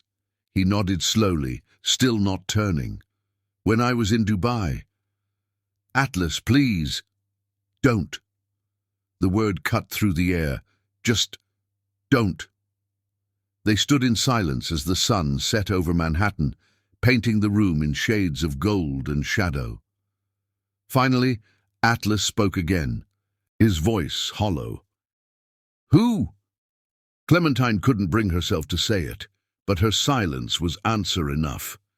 "Alfonso." Atlas laughed, a broken sound. "Of course, the man I trusted, the man I talked to about my fears, my guilt." He pressed his forehead against the cool glass. "Did you love him?" "No!" The force of her denial echoed off the walls. "God, no, Atlas. It was one night. I was drunk, lonely, scared of losing you." "So you slept with someone else?" Now he did turn, his face a mask of pain and fury. "That was your solution." "It wasn't a solution. It was a mistake. A terrible, unforgivable mistake." She took a step toward him, but he backed away. "You were pulling away from me, drowning in guilt over something that wasn't your fault. I couldn't reach you." "So this is my fault?" His voice rose. "I was struggling to accept that I couldn't give you children, and your response was to find someone who could." "That's not what happened." But even as she protested, she knew how it looked. The timing, the circumstances, everything painted a picture she couldn't deny. Atlas moved to his desk, pulling out a small leather notebook. The gesture was so incongruous that it stopped her tears momentarily. "I've been writing you letters," he said quietly. "Every day in Dubai, every time I couldn't find the words to say what I was feeling. About how sorry I was for pulling away, about how much I loved you, about how we would build our family in our own way." He placed the notebook on his desk with excruciating gentleness. "I was going to give it to you tonight." The careful placement of the notebook was somehow worse than if he had thrown it. This controlled pain, this precise measurement of his heartbreak was pure Atlas, the man who built sustainable cities with mathematical perfection, who calculated every angle, who planned for every contingency except this one. "I'm going to stay at the apartment above the office," he said, already moving to the door. I need time." "Atlas," Please." She reached for him, but he sidestepped her touch. "We can work through this. Can we?" He paused at the door, not looking at her. "You're carrying another man's child, our friend's child. Every board meeting, every project review, every time I look at you." He shook his head. "How do we work through that?" After he left, Clementine sank to the floor, her hands pressed against her stomach where a new life grew, unaware of the chaos it had unleashed. She sat there until morning, watching the city lights blur through her tears, feeling the pieces of her carefully built world crumble around her. Her phone buzzed one last time that night. A message from Atlas. "I love you.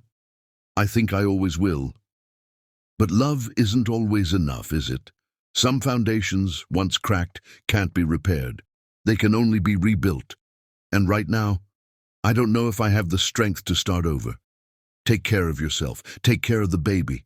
It's not their fault their parents made choices that can't be unmade. She read the message until the sun rose, until her tears ran dry, until the words burned themselves into her memory. Outside, Manhattan awakened to another day, unaware that in a penthouse high above its streets, 3 lives had been forever altered by one night's choices. The baby fluttered within her, too small yet to really be felt, but making its presence known in other ways. A miracle, the doctors had called it. But as Clementine finally rose from the floor, her legs numb and her heart shattered, she wondered if some miracles came at too high a price. Chapter 10. Desperate Messages. The Tokyo skyline blurred through Atlas's hotel room window, sleep evading him for the 3rd straight night. His phone sat heavy in his hand, displaying Clementine's latest message. "I know you're in Tokyo," Phoenix told me. "Please, Atlas, just let me explain. That night meant nothing. You mean everything. Come home." 47 messages in 2 weeks. Each one a knife to his heart, each one left unanswered. He scrolled through them, torturing himself with her words. "I miss you more than breathing. The baby kicked today. I wish you were here. Remember when you said some foundations can't be repaired? What if we don't repair but rebuild, stronger this time?" The last one had almost broken his resolve. Atlas took another sip of whiskey, remembering the day he'd first said those words to her, standing amid the ruins of their hurricane-damaged housing project in the Philippines. They'd rebuilt it better, stronger, more sustainable. But buildings were easier than broken trust. His phone buzzed again, not Clementine this time, but Phoenix. "She's not eating properly. Dr. Morrison is concerned about her blood pressure. I know you said not to update you, but she needs you." Atlas pressed his forehead against the cool glass, watching Tokyo's neon lights dance through the rain. He'd fled here under the guise of overseeing their new sustainable housing project, but in reality, he was hiding from the impossible situation back home. The project files on his laptop remained untouched. Instead, his screen displayed security camera footage from their office building, streamed live. He watched Clementine leave late again, one hand protectively over her growing belly, the other clutching reports he knew she wasn't really reading. His finger hovered over the call button countless times. What would he say? How could words bridge this chasm between them? Every time he closed his eyes, he saw them together, Clementine and Alfonso, sharing intimacy that should have been his alone. The betrayal cut deeper, because Alfonso had been his confidant, the one person who seemed to understand his pain about their fertility struggles. Another message from Clementine lit up his screen. "I found your notebook." The one with the letters. "You wrote that love is like sustainable architecture. It needs maintenance, care, and sometimes complete renovation. I'm ready to renovate, Atlas. I'm ready to tear everything down to the foundation and rebuild with you. Just please, please, come home." The words blurred as tears filled his eyes. He hurled the empty whiskey glass across the room, watching it shatter against the wall. The sound was satisfying but did nothing to ease the ache in his chest. His laptop chimed with a video call request, not from Clementine, but from Dr. Morrison. Against his better judgment, he accepted. "Mr. Miles." The doctor's familiar face filled the screen, concern etched in her features. "I apologize for the intrusion, but this is about Clementine's health." Atlas sat straighter, worry overriding his pain. "What's wrong?" "Her blood pressure is dangerously high. The stress of your separation, combined with her refusal to properly rest or eat." Dr. Morrison paused. "She's at risk for preeclampsia. We're considering hospitalization." "I'll be on the next flight," he found himself saying before conscious thought caught up. After ending the call, Atlas stood at the window for a long time, watching the city pulse below. Finally, he picked up his phone and began typing. "I'm coming home. Not because I've forgiven, but because despite everything, the thought of you in pain is still worse than my own.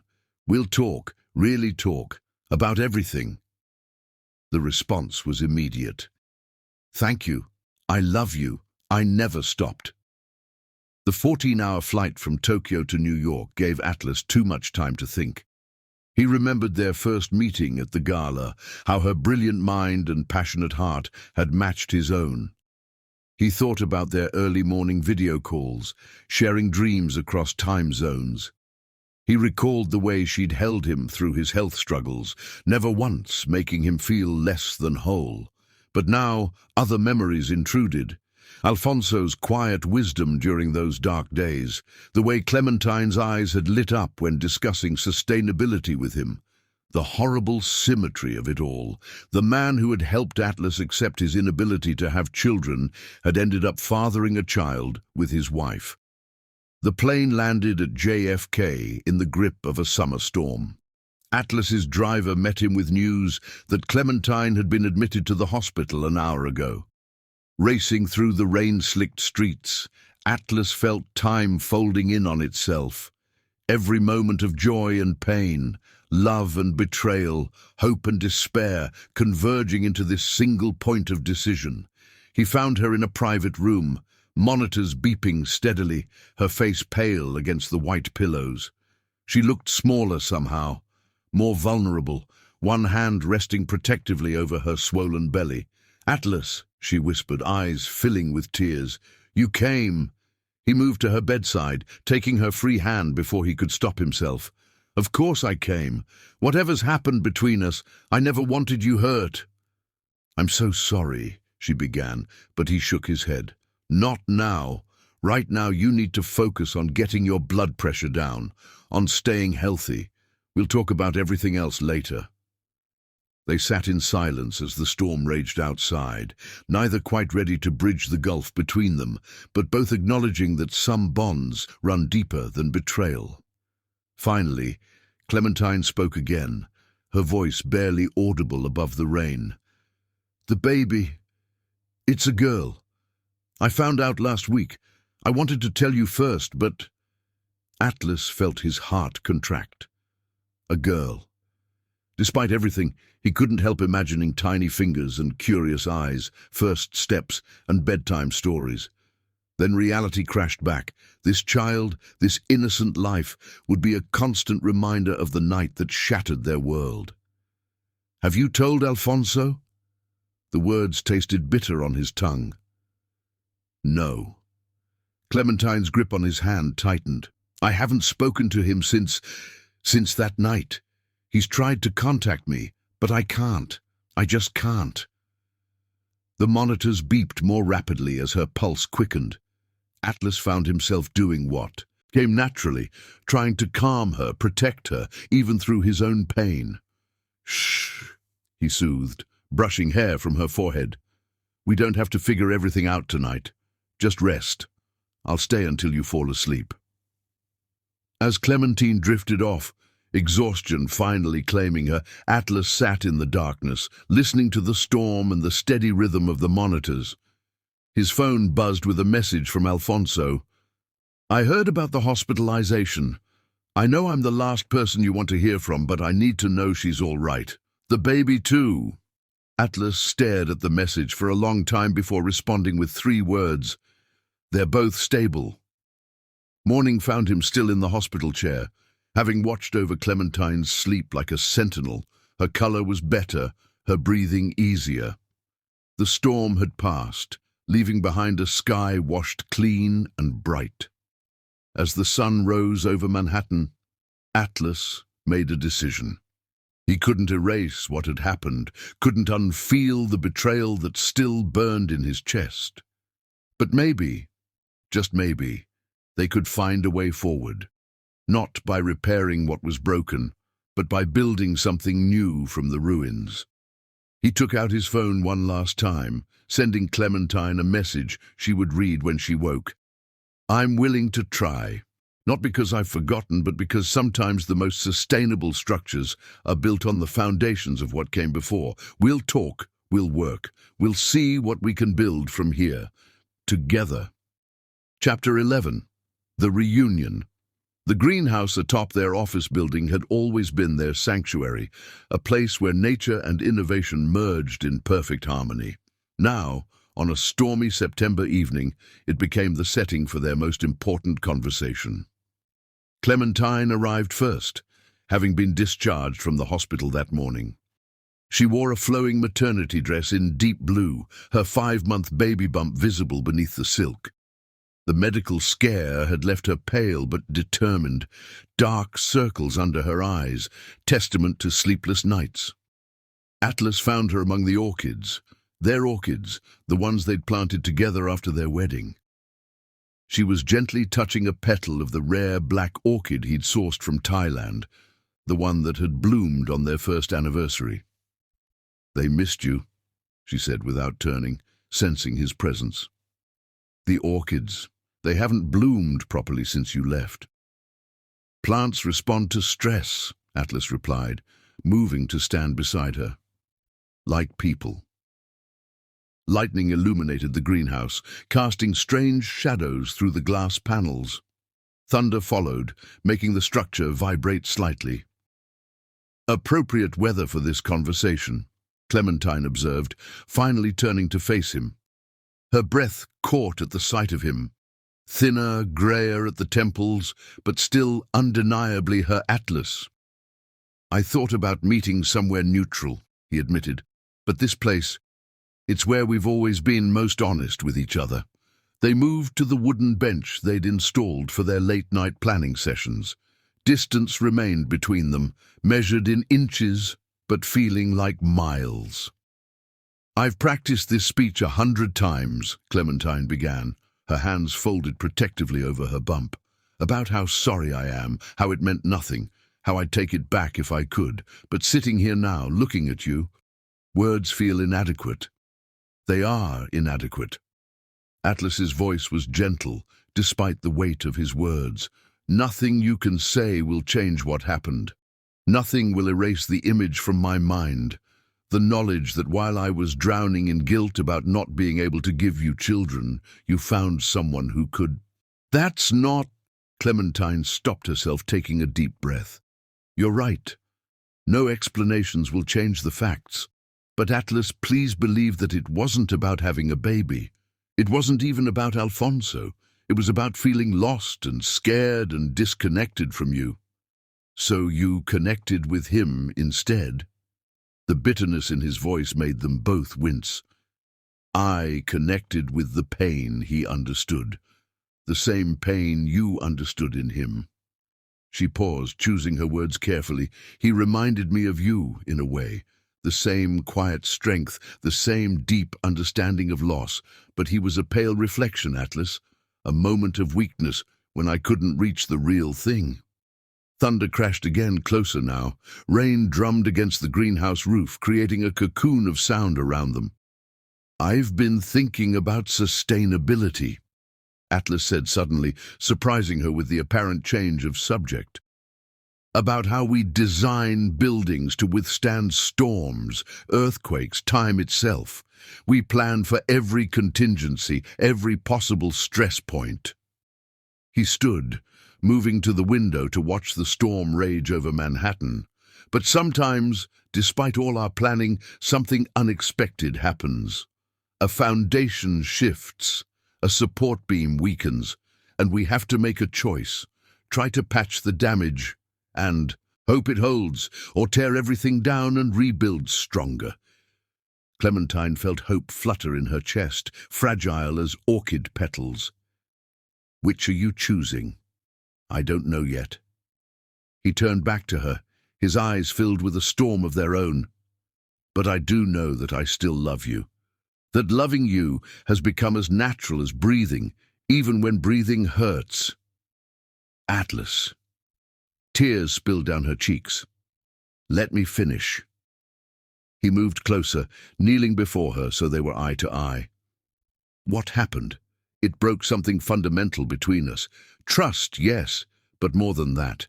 It broke our story, the perfect partnership, the couple who changed the world together. We can write a new story, Clementine whispered.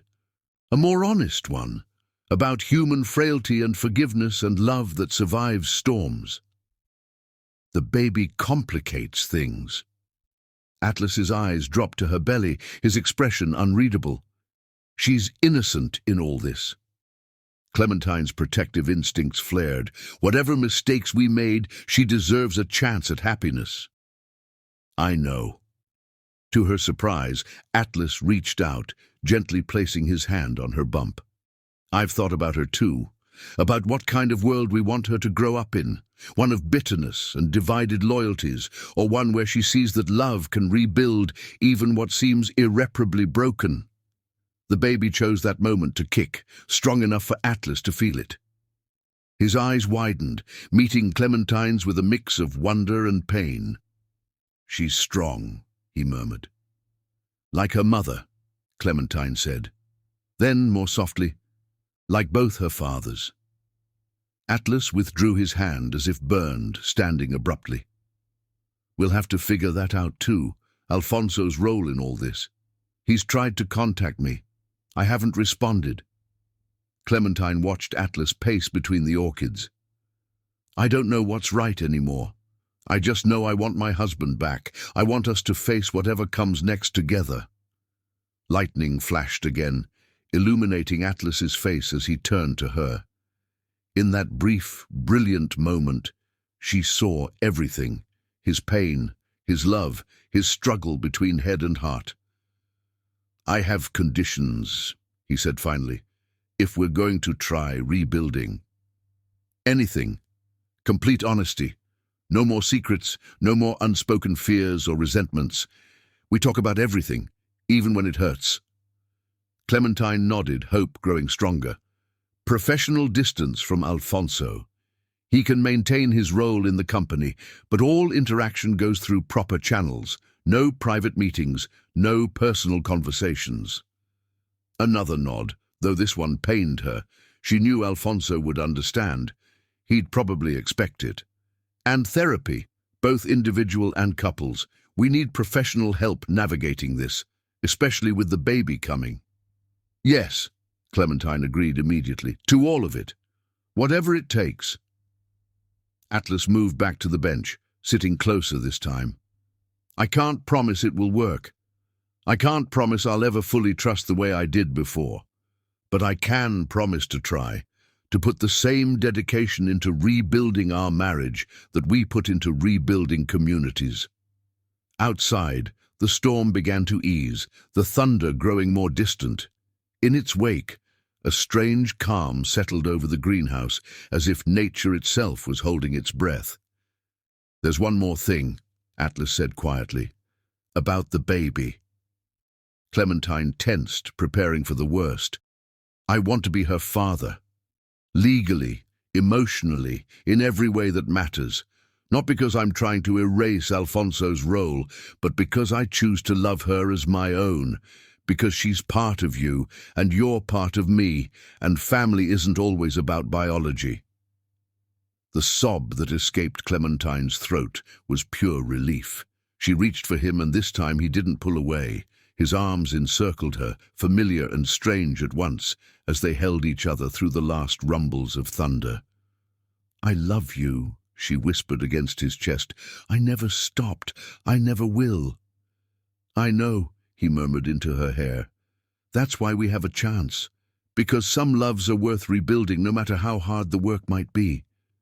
They stayed in the greenhouse until dawn, talking, crying, beginning the slow work of reconstruction. As the sun rose over Manhattan, painting their sanctuary in shades of new beginnings, they stood together at the window. "One day at a time," Atlas said, his hand finding hers. "One brick at a time. Until we build something stronger than before." Clementine finished, squeezing his fingers.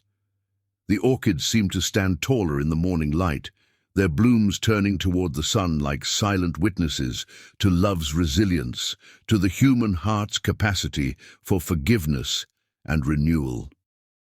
Chapter 12. A New Chapter. October painted Manhattan in brilliant autumn colors as Atlas and Clementine began the delicate work of rebuilding their life together. Their first couples therapy session set the tone for their new chapter, raw, honest, sometimes painfully so, but always moving forward. "Let's talk about the nursery," Atlas said one evening, spreading blueprints across their dining table. He'd moved back into the penthouse a week after their greenhouse conversation, though he still slept in the guest room. "I've been researching sustainable materials, non-toxic paints, optimal air filtration systems." Clementine watched him explain his designs, her heart swelling with love and guilt in equal measure. Every detail had been considered, from the angle of natural light to the acoustic properties of the walls. "It's perfect," she said softly. "But Atlas, are you sure about all of this?" He set down his pencil, meeting her eyes directly. "I told you in the greenhouse, I want to be her father. That means doing what fathers do, starting with building her first room." The nursery became their joint project, a tangible way to work through their healing. They painted the walls together, choosing a shade of green that matched the sustainable forests in their Indonesia project. Atlas installed a ceiling that could display constellations, while Clementine programmed interactive walls that would respond to their daughter's developmental stages. Their therapist, Dr. Lauren Martinez, called it emotional renovation through physical creation. During one session, she addressed the elephant in the room, Alfonso's role in their future. "Have you discussed how you'll handle his involvement?" she asked gently. Atlas's jaw tightened, but he'd promised honesty. He should know his child. "I won't deny her that connection, but it needs to be structured, controlled." "I haven't responded to any of his messages," Clementine admitted. "It feels complicated." "Everything about this is complicated," Dr. Martinez noted, "but avoiding the conversation won't make it simpler." That evening they drafted an email together, sitting side by side at their desk. It took hours to find the right words, to balance rights and boundaries, emotions and practicality. "Dear Alfonso, we hope this email finds you well. After much discussion and consideration, we want to address the future and establish clear parameters for moving forward." They outlined their proposal. Alfonso would have visitation rights, arranged through their lawyers. He would be acknowledged as the biological father, but would agree to Atlas's legal adoption. All interaction would be professional and documented. Alfonso's response came the next morning, acceptance tinged with both sadness and understanding. "I respect your decisions and the boundaries you've set. My role in this situation was never intended to disrupt your family. I will honor whatever arrangements you deem appropriate for the child's well-being." With that framework in place, they could focus on their personal healing. Atlas threw himself into baby preparations with the same intensity he brought to his architectural projects. He attended every doctor's appointment, asked endless questions about fetal development, and even took parenting classes. One night, as they assembled sustainable bamboo furniture for the nursery, Clementine found him staring at a tiny onesie with tears in his eyes. "Talk to me," she said softly, using the phrase that had become their signal for complete honesty. "I've been thinking about names," he admitted, "and it hit me. This is real. In a few months, there will be a little girl who calls me Dad, even though she's not biologically yours." Clementine set down the screwdriver she'd been using. "Atlas, biology doesn't make a father. Love does. Commitment does. Everything you're already doing, that makes you her father." He nodded, carefully folding the onesie. "I've been reading about blended families, about different kinds of parenting arrangements. Did you know that in some cultures, children traditionally have multiple father figures, each playing different but equally important roles? This was typical Atlas, approaching emotional challenges with research, seeking patterns and precedents to light the way forward. Their weekly date nights, mandated by their therapist, became opportunities to reconnect beyond the baby preparations. They revisited places that held special memories, the Metropolitan Museum rooftop where they'd had their first official date, the sustainable restaurants they'd discovered together, the community gardens they'd built. During one such evening, watching the sunset from their favorite rooftop cafe, Atlas surprised her with a small box. "It's not what you think," he said quickly, seeing her expression. "Open it." Inside was a delicate silver pendant inscribed with geographic coordinates. "These are the exact coordinates of where we first met at the gala," he explained. "Where our story began. I thought maybe we could start a collection, mark the important points in our journey, including the difficult ones, create a map of where we've been and where we're going." Clementine touched the pendant with trembling fingers. "Like plotting construction landmarks? Like acknowledging that every point on a map matters, the peaks and the valleys, they all lead us home." The baby kicked as Atlas fastened the necklace around her neck, as if adding her own punctuation to the moment. Their professional lives evolved alongside their personal healing. They restructured company protocols to maintain appropriate boundaries while preserving their innovative partnership. Alfonso's agricultural expertise remained valuable, but now it was channeled through proper corporate channels, his reports delivered via email or team presentations. The pregnancy progressed smoothly, their daughter growing strong and active. Dr. Morrison joked that she had inherited both her mother's determination and Atlas's architectural precision, given how deliberately she seemed to time her movements. "Have you thought about names?" the doctor asked during one checkup. They exchanged a look. They had, but naming felt significant, another bridge between past and future. "We're considering Aurora," Clementine said softly. "It means dawn." "New beginnings," Atlas added, squeezing her hand. "And hope." The name had come to them during a late-night conversation about redemption and renewal. Aurora Miles would carry the surname of the father who chose her, while honoring the dawn of a new chapter in all their lives. As Clementine's due date approached, they faced one final challenge: the legal paperwork for Atlas's adoption and Alfonso's parental rights. Their lawyers arranged a meeting in neutral territory, a conference room overlooking Central Park. It was the first time they'd all been in the same room since that fateful night. The tension was palpable, but professional, each of them focusing on the documents before them rather than the emotional undercurrents. "I've reviewed everything," Alfonso said quietly. "It's fair, more than fair. I just have one request." They waited as he pulled out an envelope. "This is for Aurora, when she's old enough to understand. It explains everything.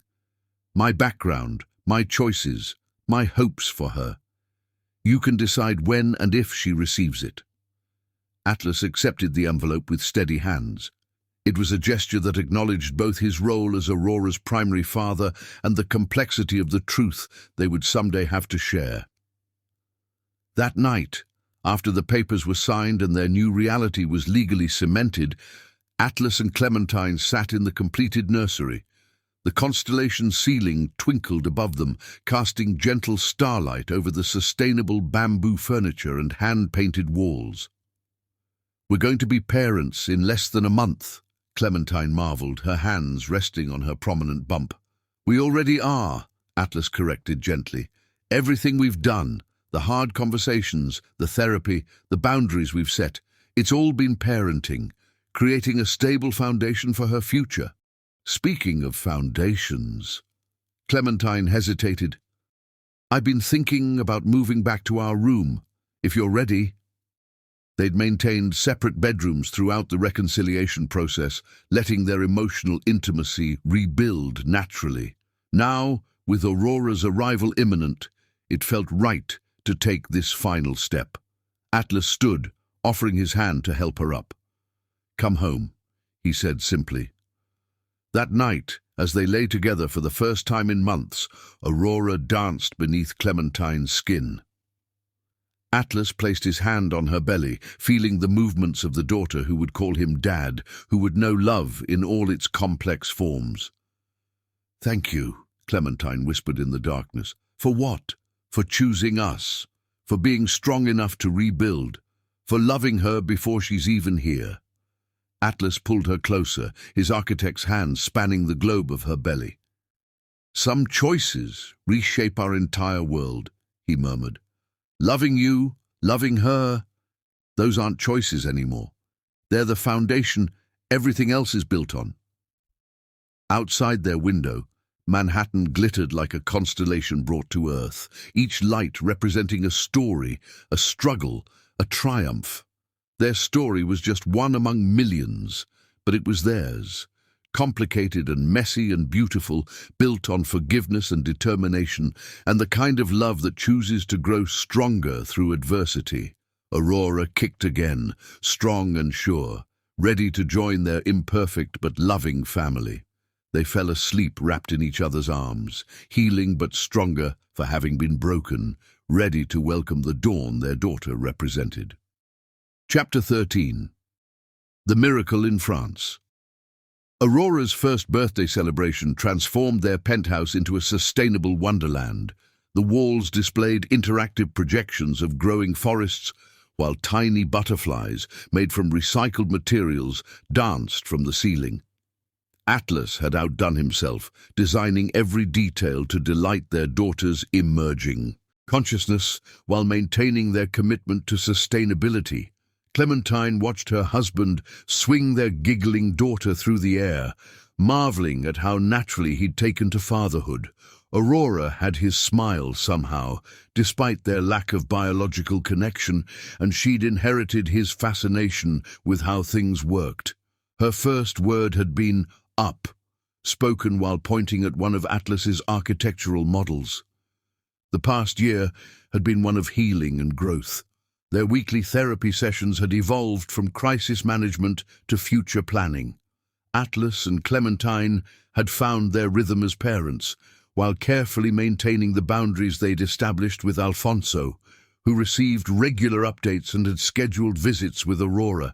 It was during the birthday party cleanup that Atlas noticed Clementine looking pale, clutching the kitchen counter for support. "What's wrong?" He was at her side instantly, Aurora secure in her sustainable bamboo high chair. "Just dizzy," she assured him. "I've been feeling off lately, probably just tired from party planning." But Atlas insisted on calling Dr. Morrison, who suggested immediate tests given their history.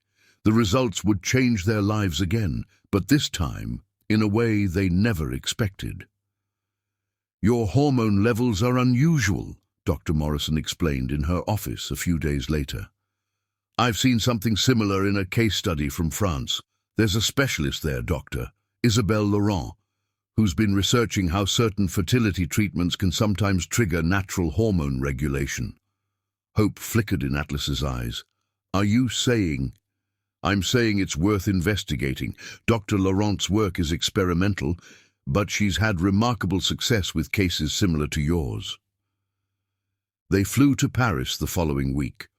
Aurora enchanted by her first flight, while her parents tried to contain their cautious optimism.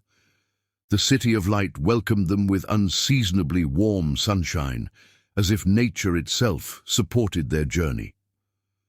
Dr. Laurent's clinic occupied a renovated 18th-century building in the heart of Paris, its historic exterior concealing state-of-the-art medical facilities. The doctor herself, an elegant woman in her 50s, greeted them with warm professionalism. "Mr. Miles," she said, reviewing his files, "your case is fascinating. The medication that caused your initial fertility issues actually created an unusual immune response. In some rare cases, this response can be reversed with the right intervention." The next weeks became a blur of tests, treatments, and careful monitoring. They rented a charming apartment in the Marais district, transforming it into a temporary home. Atlas worked remotely, designing their latest sustainable community between medical appointments. Clementine managed Peter Miles via video calls, often with Aurora helping by pressing random keyboard keys. Paris seemed to embrace their hope. They took Aurora to the Luxembourg Gardens, watched her eyes widen at the Eiffel Tower's lights, introduced her to pain au chocolat, organic and sustainably sourced, of course. Between treatments, they rediscovered each other in this city of romance and possibility. "It feels like a second chance," Clementine said one evening, watching Aurora sleep in her travel crib while Atlas reviewed his latest test results. "Not just medically, but for us, like we needed this distance from New York to fully heal." Atlas set down the papers, pulling her into his arms. "Paris has a way of putting things in perspective. Looking at Aurora, seeing how love transcends biology, it's helped me understand that family is something we build, not something we're given." The breakthrough came 3 months into their stay. Dr. Laurent called them in, her excitement barely contained. "The treatment is working," she announced, spreading charts across her desk. "Your body is responding exactly as we hoped. The damage is reversing itself." Atlas stared at the numbers, his engineer's mind processing the data while his heart raced. "Are you saying—" "I'm saying that natural conception is now possible." Dr. Laurent smiled warmly. "Not guaranteed, but possible. Your fertility levels are approaching normal range." They celebrated that night in their apartment's tiny kitchen, Aurora helping them make crepes while French jazz played softly. As their daughter smeared organic chocolate across her face, Atlas pulled Clementine close. "Whatever happens," he whispered, "we already have our miracle." But the universe wasn't finished with them yet. 2 months later, back in New York, Clementine stood in their bathroom staring at a positive pregnancy test. This time, the timing left no doubt. This baby was unquestionably Atlas's. They told Aurora first, sitting in her sustainable nursery under the constellation ceiling. At 2 years old, she might not have fully understood, but she patted Clementine's still flat stomach gently. "Baby?" she asked, showing off her growing vocabulary. "Yes, sweetheart," Atlas replied, his voice thick with emotion. "You're going to be a big sister." The pregnancy progressed smoothly, monitored closely by both doctors, Morrison and Dr. Laurent, via telehealth. Atlas threw himself into designing a second nursery, this one adjoining Aurora's room, connected by a shared play space. "A bridge between siblings," he explained, showing Clementine the plans. "Different origins, same family." When their son Oliver was born, he had Atlas's grey eyes and Clementine's determination. Aurora, now a precocious 2.5-year-old, took her big sister duties seriously, helping change diapers and singing sustainable living lullabies she'd learned from her father. The real miracle, though, wasn't just in Oliver's birth. It was in the way their family had grown stronger through adversity, in how love had proven more resilient than pain. Atlas and Clementine had learned that sometimes the most sustainable structures are built on foundations that have been tested, repaired, and reinforced by challenge. Their healing journey had transformed them. Regular therapy had become a tool for growth rather than crisis management. Their relationship with Alfonso had evolved into a respectful co-parenting arrangement that put Aurora's well-being first, and their business continued to thrive, with new sustainable communities breaking ground across the globe. But the biggest surprise came a year after Oliver's birth, when Dr. Laurent's continued monitoring revealed another amazing development. The treatment's effects had strengthened over time, leading to what she called optimal fertility restoration. "The human body is remarkable," she explained during a video consultation. "Sometimes, once it remembers how to heal, it exceeds our expectations." 9 months later, twins Luna and Leo joined their family, completing their journey from crisis to miracle. 4 children, one born of complexity and healing, one of medical innovation, and 2 of restored hope, each perfect in their own way. As they gathered in their expanded penthouse, now filled with the sounds of children's laughter and the controlled chaos of family life, Atlas pulled Clementine close.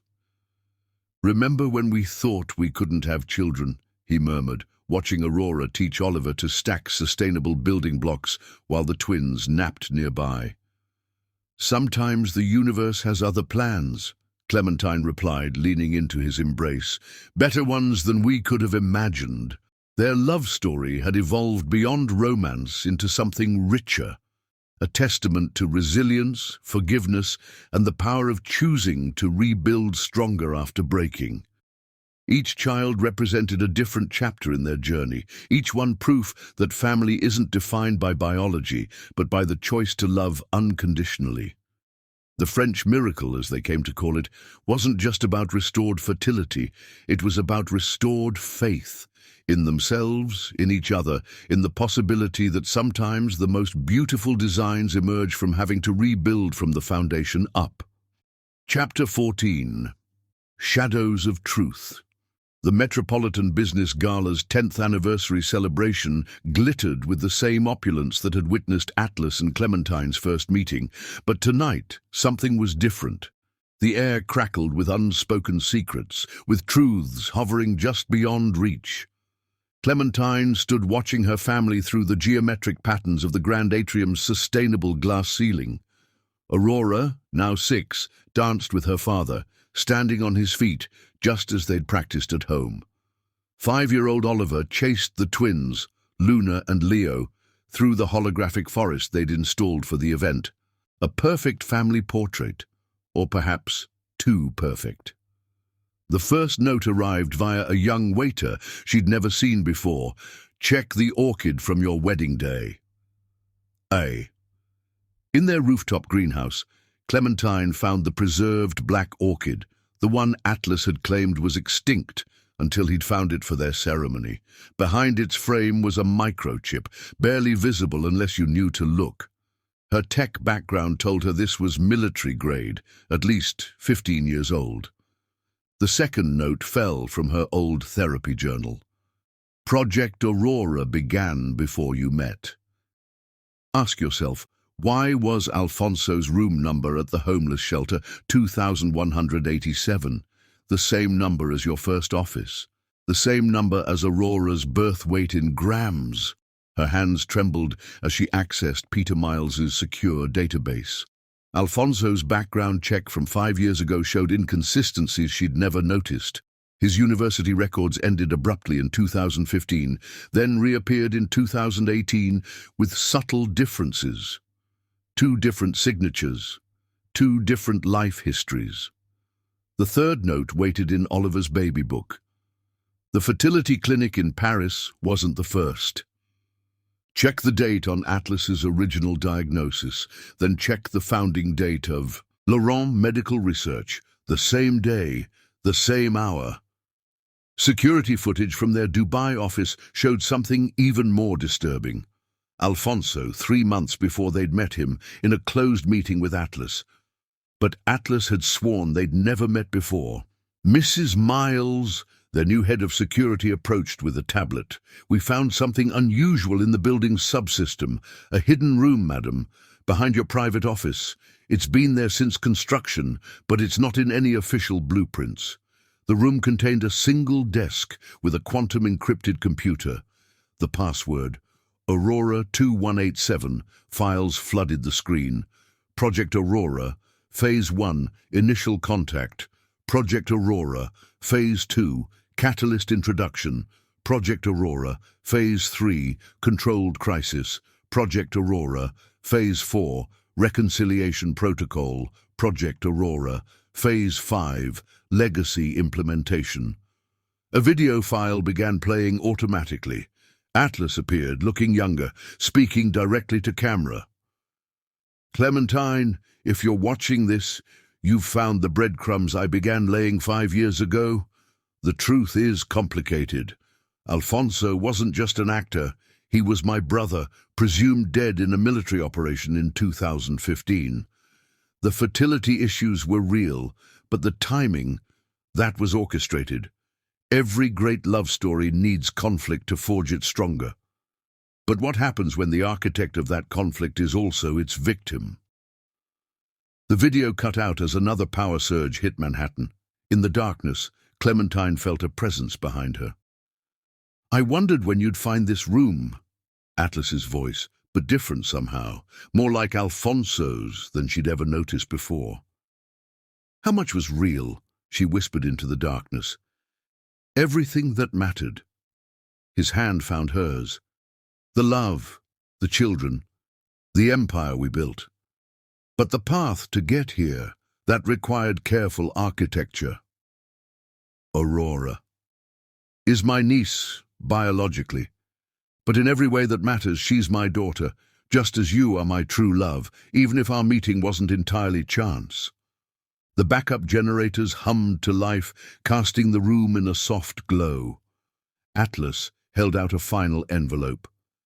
"Before you open this, know that there are more layers to uncover. The fertility clinic in France, funded by a shadow division of Peter Miles since 2010. Alfonso, currently running our deep-cover sustainability operations in Russia under yet another identity. The power outage tonight? Perhaps not as random as it seems. Why tell me now?" Atlas smiled, that same smile that had captured her heart at the gala years ago. "Because Phase 6 is about to begin, and this time you get to decide how the story unfolds." The envelope contained 5 items. A key to a private jet fueled and waiting at JFK, coordinates to a location in the French Alps, a photo of Alfonso Atlas's military unit showing identical twins, a DNA test showing Aurora's true parentage, a blank sheet of paper with a single question, ready to architect our next chapter.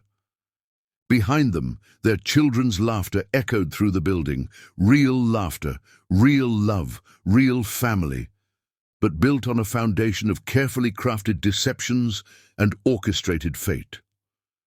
"Sometimes," Atlas said softly, "the greatest love stories are the ones written before they begin. The question isn't whether our love is real. It's whether you're ready to discover just how deep the rabbit hole goes." Clementine looked at her husband, or was he Alfonso? Or were they both part of something even more complex? The answers waited in the French Alps, but did she want them? As if reading her thoughts, Atlas Alfonso touched the black orchid on her desk. "Some flowers bloom most beautifully in shadow, my love. Some truths are more powerful when they remain partly hidden." She had a choice to make. The jet waited. The Alps held answers. But their children slept peacefully above, believing in a simple love story between their parents. Which truth would she choose? The story pauses here, but the questions multiply. 1. Who really is Atlas Miles? Alfonso, or someone else entirely? 2. Was their entire romance a military-grade operation with multiple sleeper agents? 3. How many other chance meetings in their lives were orchestrated? 4. What really happened in France? Was Dr. Laurent part of the grand design? 5. Are there other hidden children from Project Aurora? 6. Why was Clementine chosen? Or was she the architect all along? 7. What waits in the French Alps? 8. Is Phase 6 already in motion? 9. How many other couples are part of this elaborate experiment? 10. And perhaps most chillingly, if love can be architected so perfectly, was any of it ever real? The jet's engines warm up at JFK. The Alps hold their secrets. The children sleep soundly. The black orchid continues its impossible bloom. What would you choose? Sometimes the most beautiful mysteries are the ones we choose to let bloom in shadow. To be continued.